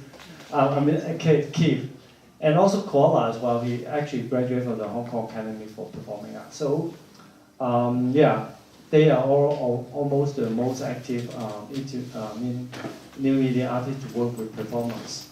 So I have Keith to look at his show of different variety. He worked with Danny Yeung and also some other artists already, and he mentioned. And then we have Gafai, but Gafai is special because he already really started with dancing, right? And studying research on dance. Physical theater. Yeah, physical theater. So, and he is a multidisciplinary, cross-discipline, interdisciplinary artist. And so his investigation into dance and the body and the new technology is very inspiring because he worked very close to body a lot more. And so I have to invite our respondent to give us some feedback on what their observation and of these three artists and their work. And yeah, do you have anything you want to respond? And yeah, and okay, Chris is a media artist as well. He has his own company, and he actually linked up his friends and student or friend? Colleagues. Okay, yeah. Colleague for us to work with another choreographer, a teammate, yeah. So it's going to show tomorrow night. And then Daniel, I think I don't have to mention too much. If you attend his performance last week, he did a work called Planet Romeo, and he interested in developing a new work by studying classical Indian dance. And he, yeah, I think from his as a dancer point of view to look at this new technology is important too. So I would like to ask about what is your observation, and do you have any feedback on what they've been doing and related to our dance development and new media? Yeah. Maybe I first? Yeah, Chris. Yeah. First of all, I would like to thank Margie, Keith, and Hai to share their work. And Margie? Keith, yes, Oh, Keith and Kai. Yeah. And I think the presentation was very inspiring for me, and just a few questions. The first question is about the technologies. and dance. And it's because I think technologies tends to how to say try to control our bodies, and I think artificial intelligence is going to be a big issue on upcoming years. And how you think that's? Do you think that's the we are going to lose our body under the issue of artificial intelligence? This is the first question I want to ask. How you guys connect artificial with your works? Especially with CAFA, you are working on artificial intelligence. I think artificial intelligence has a long history, and it also has a lot of different things that's happening now. And I mean, I'm interested in looking at, of course, the process of how you teach the machine. We call it machine learning.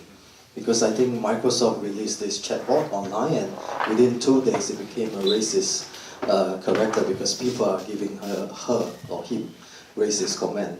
So, but for me, I'm very interested in looking at how to create an AI for choreographic processes, meaning what you teach the AI, or what I teach the AI is actually quite limited in a way that's very directed. It's not put on the internet whereby everyone can have access to it.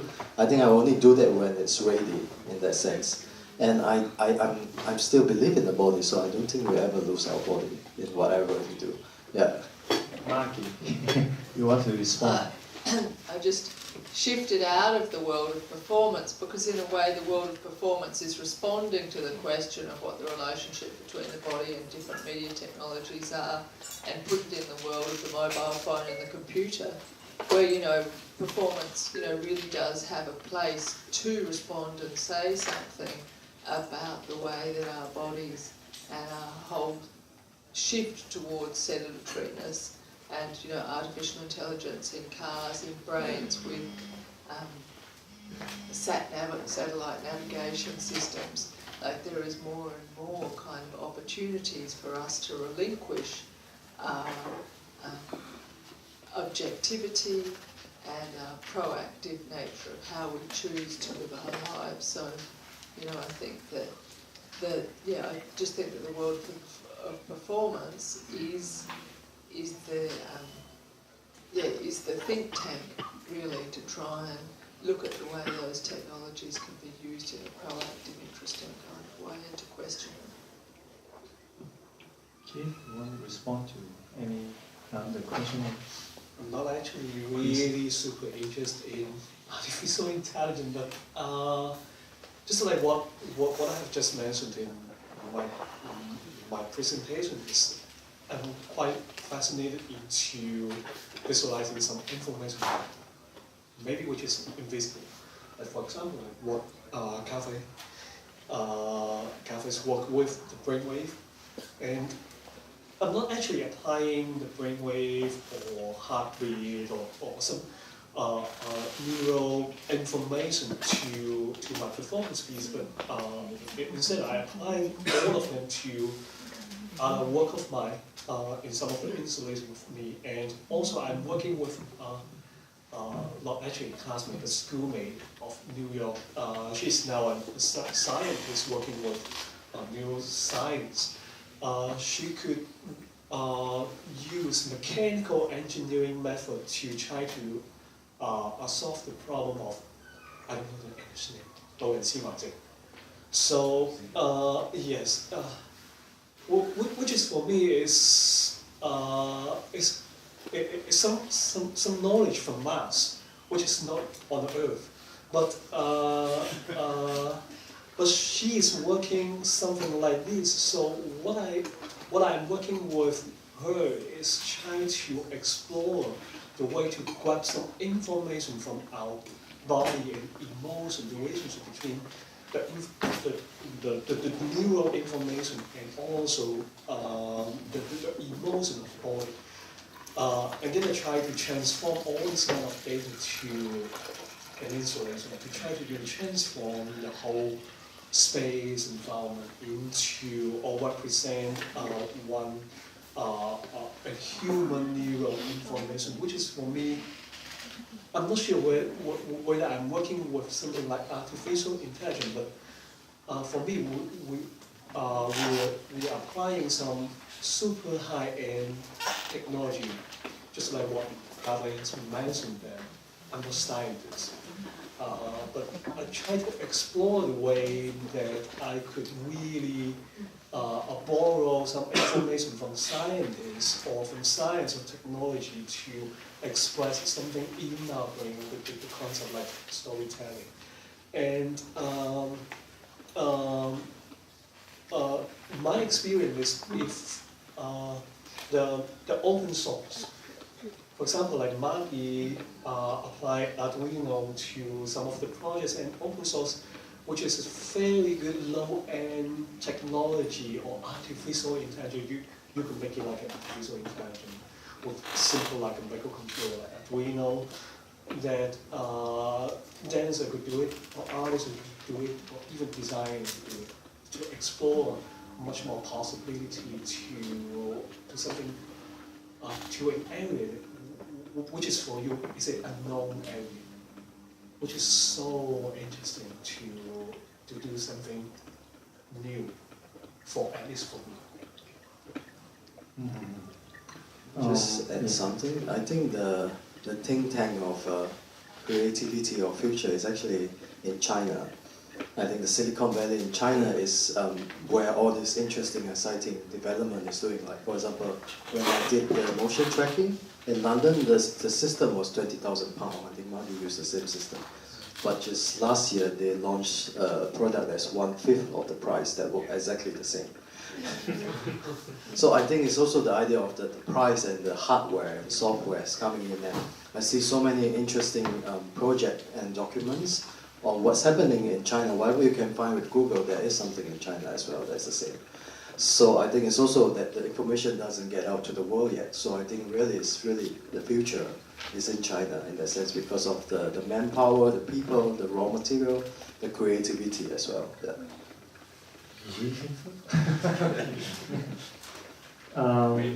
Daniel, you have any question for them or any response after attending their presentation? Yeah. Actually, I have, if anything, I have a question which I really would like to ask from myself in general, pertaining to media. Recalling a quote, something Kafai said, I don't know whether you were quoting Margie about technology or new media art tends to make the body look really small. You said it yourself. I thought you were quoting Margie, or referring to something she said earlier. She said it had to be kept in balance all the time, always using the body as a reference point. Right. Again, I'm sorry I wasn't here earlier. I was coming from a different meeting. But a question I have has to do with this, our fascination with technology in performance. Personally, as an artist myself, I'm interested. I would like to treat all different kinds of technologies as equal, in the sense that maybe the way we're sitting on stage, facing everybody this way, and all the chairs are arranged this way, this is itself some kind of technology, or maybe a kind of Nietzschean idea of a pencil as an extension of one's body and is itself a technology. And so if we look at different technologies like that at our disposal, then as artists we have a lot of room for play. But what I find, my personal critique of new media is often how, just because that media is new, it arouses a lot of fascination, and then it often takes over to the detriment of a certain work. For example, once I had a meeting with some Australian artists in Singapore. They were visiting Singapore. We sat down in a cafe to talk, and they were really keen to show me what they're doing, making dance films in an IMAX cinema. And throughout the conversation, they were constantly emphasizing how they're the very first people in Australia doing this. And when I was watching the video, I honestly couldn't see any point in doing that, because aside from it being huge and impressive, the dance film itself was since they're not here, we don't need to know who they are. quite vacuous. Like the work was quite empty. What I saw was a very beautiful image, moving image of a woman hovering, who might be hovering over her heads in an IMAX cinema with her foot closer to me than her head and so on. And aside from that, I was wondering, like, so what do we get out of this? And so, to cut the long story short, what I'm trying to get at is, in your own experiences, you know, do you encounter instances where you feel like perhaps there was no need for a body, a dancing anymore, where the technology, the media you're working with itself is already a very useful choreographic tool that actually allows us to deepen the way we see, as opposed to flatten everything out to be only about technology. Do you get the point of the question? I can't phrase it any better than this, but I guess I'm asking in general, like, have you ever encountered instances where you go, this is the choreography more than the technology? Well, maybe they are not choreographed, but Cafe, sorry, I just want to say I meant choreography in a very loose way and not necessarily talking about dance. Yeah, okay. Choreography, yeah. I think I have many moments of this, and I think I have let go of many things when I feel that this is happening. And of course, somehow I always come back to a live performing body, because I think that is the most immediate thing that I can use to communicate my idea. Of course, if for example, the new show that I'm working on, the AI becomes so powerful and all-consuming, then maybe it's just presenting the AI. I don't need any live body. So I think I'm very aware, through also because of the way I work in different part of my research, that I realized that once you overplay the technology, it gets meaningless for myself as well. Margie or Keith? I'm really interested in making systems that offer choreographers new areas to explore, new kind of systems to explore that become not just tools, but kind of players, where you can actually use that to talk about new ideas.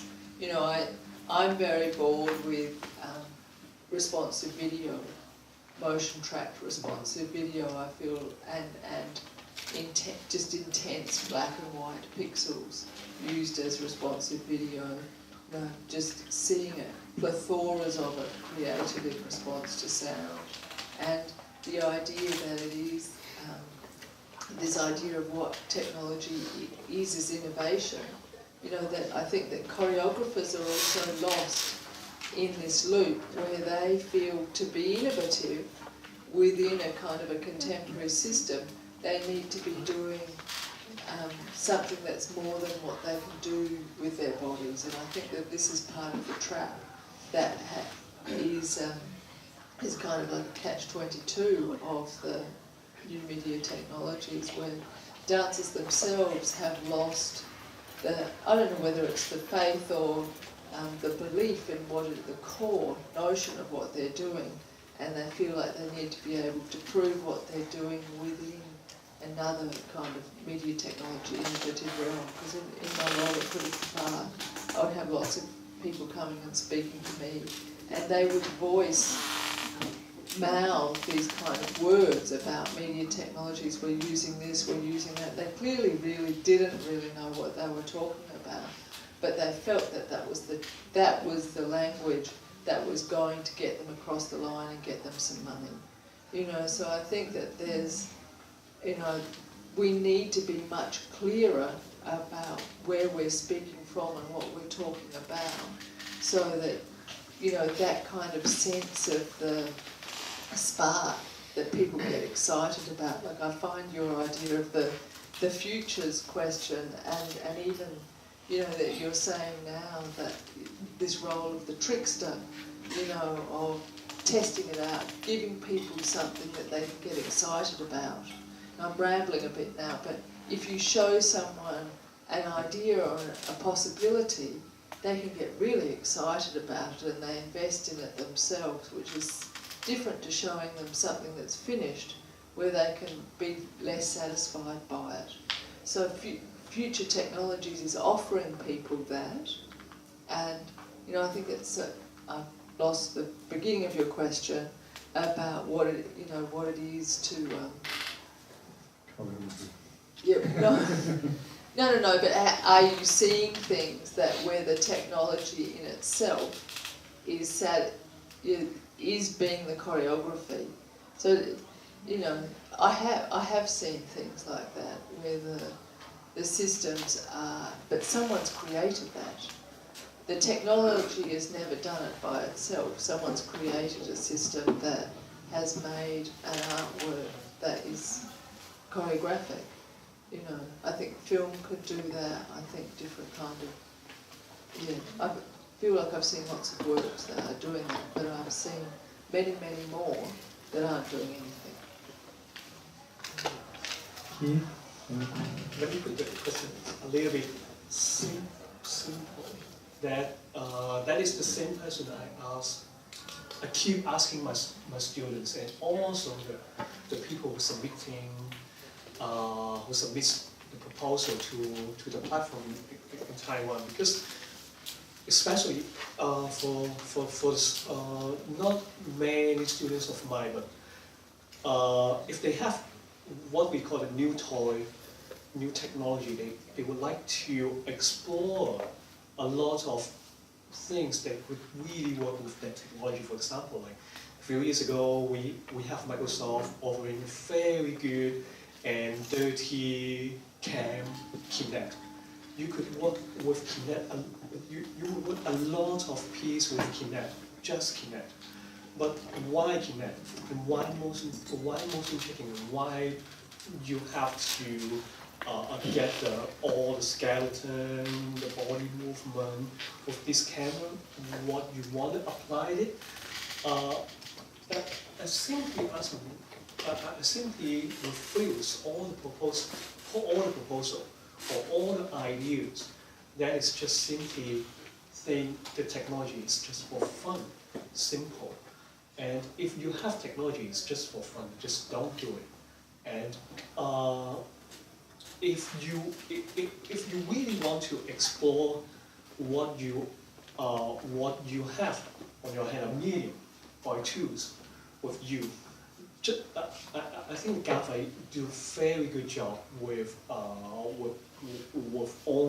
the works with all muscles, that is exploring the body with technology, and also it comes to another issue that maybe this is a culture in Hong Kong as well. People in Hong Kong or artists in Hong Kong, if they're not really familiar with technology, they're quite afraid of working with technology. I'm not sure whether it is about the culture of Hong Kong or the background of our education system, because we split students into very extreme area, art or science. So if you don't like mathematics or calculation or even just simple calculation, then you do art. So in other country or in other city like in Taipei or like in New York, that artists would really like to explore or really read the manual of how to do programming, simple coding, then you could really develop a new whole world of your piece, but not just for fun, because they have concept first, and then try to do what we have now, and what we have the source now, especially the open source. So this is quite important that to show your mission or vision that why technology first, but not.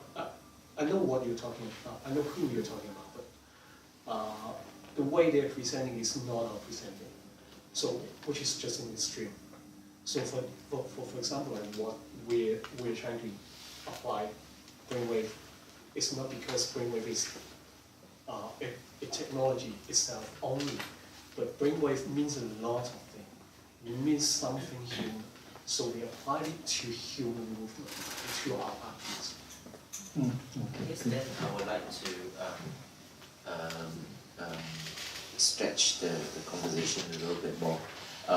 But first to clarify that when I asked that vague question earlier, I really meant it as a sincere question. It was not like there was no commentary behind it. Because to use an example, for me when I saw Kafai's Dance Notion, that's the correct title, right? Dance Fiction. I always get it wrong. Dance Fiction. I'm aware that as an audience, my mind is oscillating between the gap of the fascination with the technology and the procedures that he's taken behind it, as well as the believability of what's going on, and the hovering between your desire for it to be real, and also at the same time watching with this skeptical eye, and then the work itself is asking you to speculate, to dream. And so, in a choreographic sense, like I felt like that opened up a very interesting space for the spectator. We inhabit several thoughts at the same time, and alongside other audiences, I'm also aware that there were many people who sincerely believed that he managed to nail it. He got somebody to dance like Yvonne Rainer and so on. So that to me was an interesting space to be in, where the technology brought us away from the way we usually think through our bodies.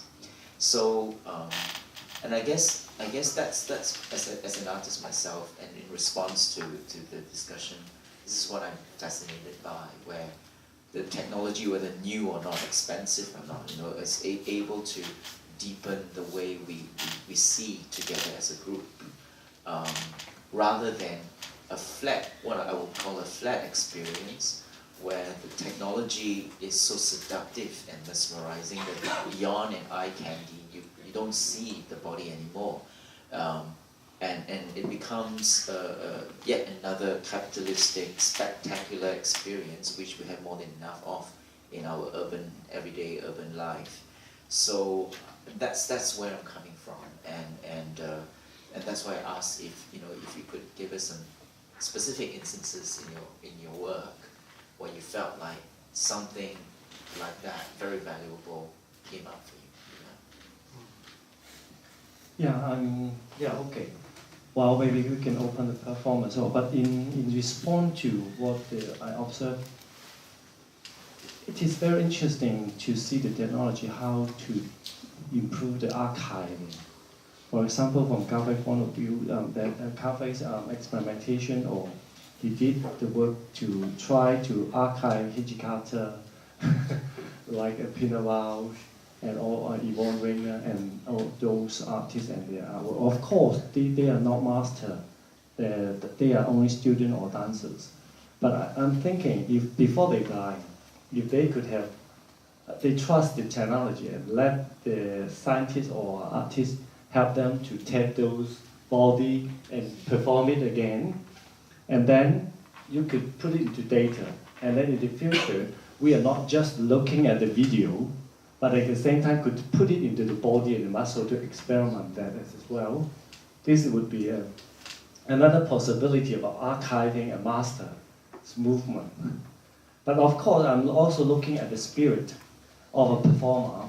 Well, this is like a data, information. It's just like reading a book or reading looking at video.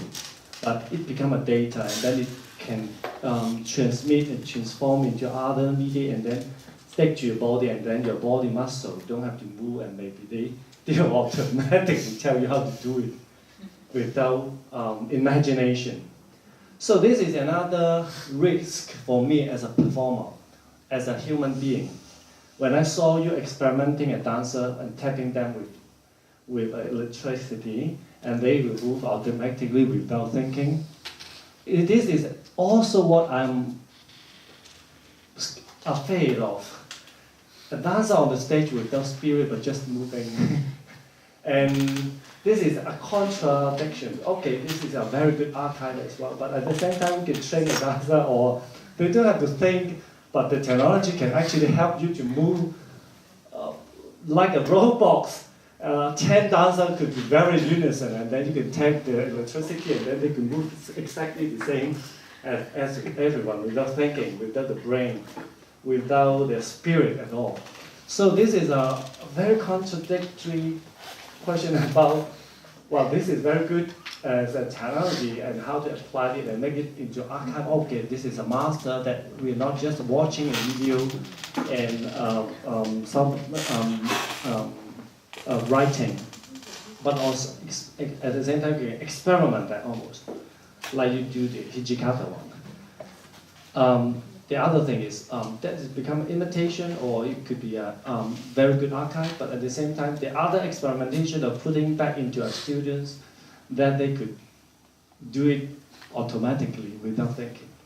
So this is another question about, wow, technology is very good, but the technology, would that be replacing our spirit just physically become, and how we could bring them together. But this is not a must, but what I'm starting thinking about that as well. And the other question is about training. How I'm just proposing some question after watching that. Would that technology become important in certain way of assisting a dancer or a choreographer for training as well, in some way? I think it is a very good example when they're demonstrating something like the Hijikata example. And also, because other thing is, when you think about what makes you move, there's another possibility of technology could actually make you move yourself without thinking as well. The kind of tendency of our human development, we are less and less physical. We were replaced by a lot of technology. Without washing clothes, there are washing machines. Without walking, you have escalator and elevator to replace all your daily activities. I'm thinking about without really choreographing, there will be a machine help you to choreograph. But at the same time, about the training, would there be other possibility that a technology actually could inspire to move as well? Well, no matter it's fun. Well, why the games? We are interested in playing games that have the new technology helping us. But we have a tendency have less and less movement, less and less physical by just using visual and link and also the finger and the iPad tapping.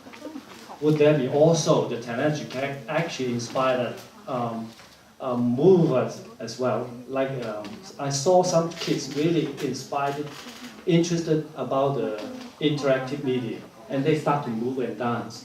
But if you ask them to work, they are so lazy. But so would that be also, okay, technology can help us inspire these people of nowadays, contemporary people, to move and dance and physical become. So this is one thing. About the resources, too many questions because they've been talking a lot, and then resources is always important. I think in Hong Kong we are always behind, and we did not invest a lot or enough on the technology and the investigation or laboratory to develop new technology. And especially that's why we have the i-Dance Lab. We hope to link up dancer, performer together with new media artists to develop something, because I think it's inspiration. A lot of inspiration could come from the new technology as well. There are many questions, but you could answer, or the audience point of view. Do you have any response after watching the presentation, or would you like to answer anything on those questions that I just proposed?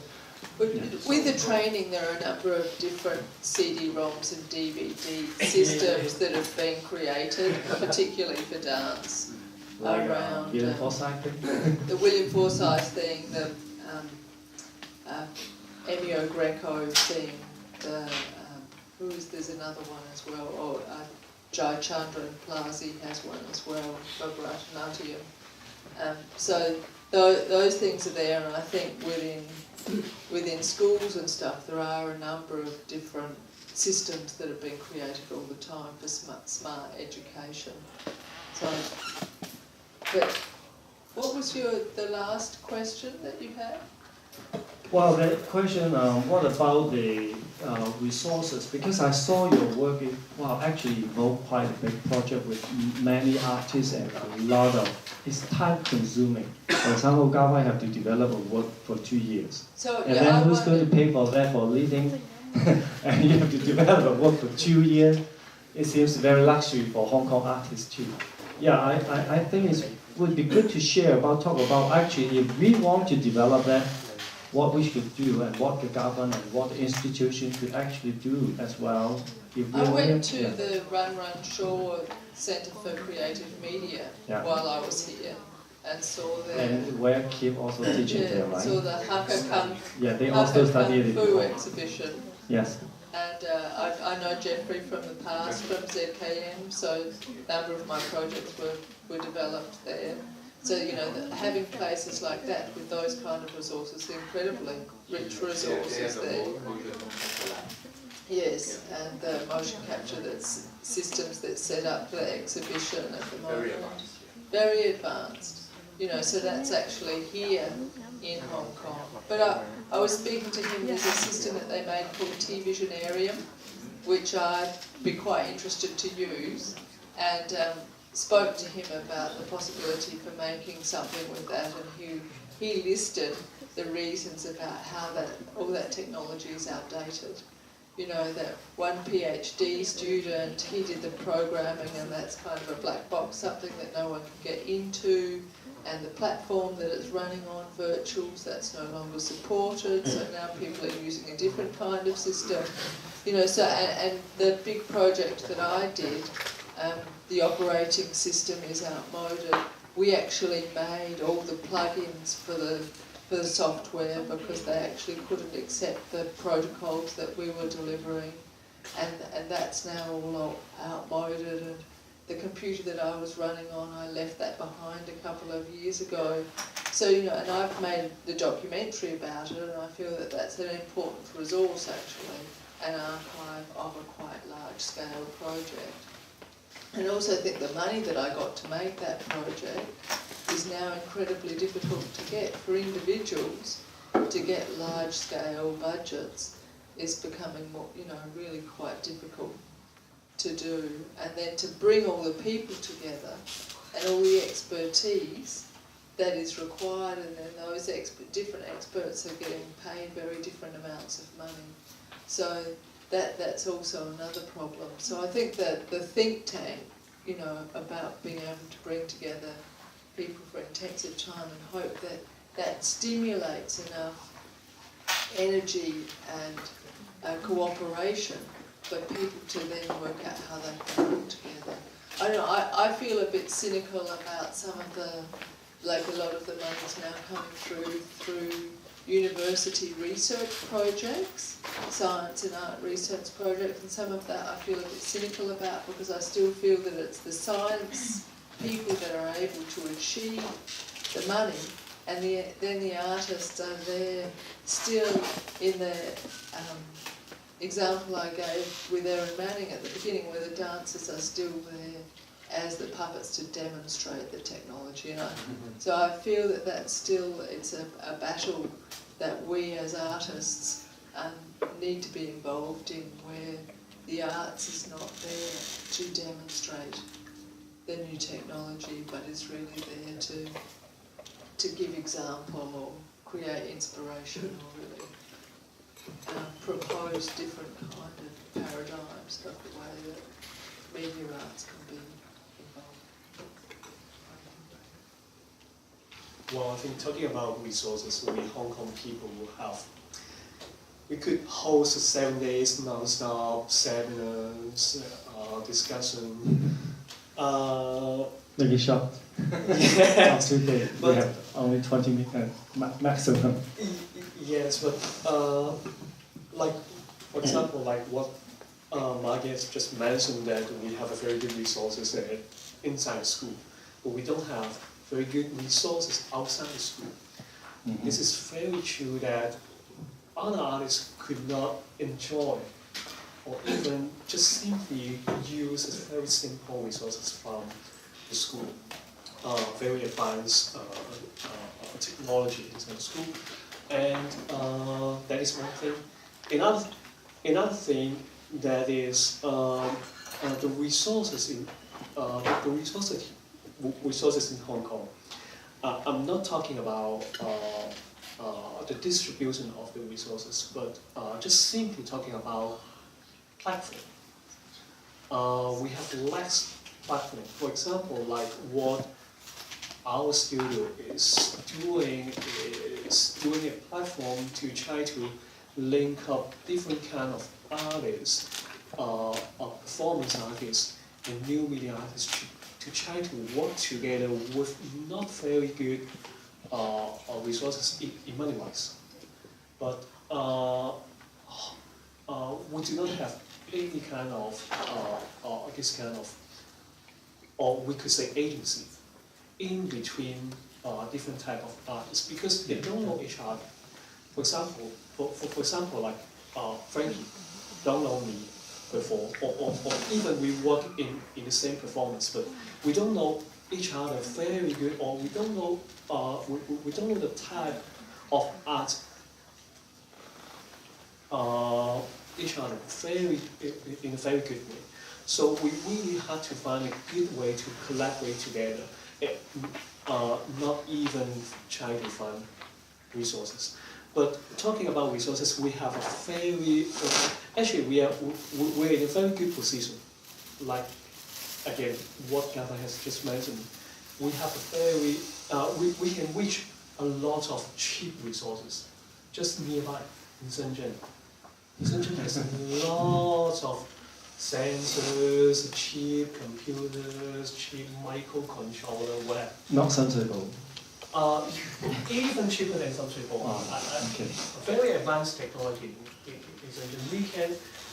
We can get all of them just next to us, but we have never tried to reach this kind of resources officially. For example, like making a platform, making just simply a website talking about where you could get this kind of resources. If you are a dancer, you get a brainwave sensor, or you could get a motion sensor just next to you, or in some of the shop.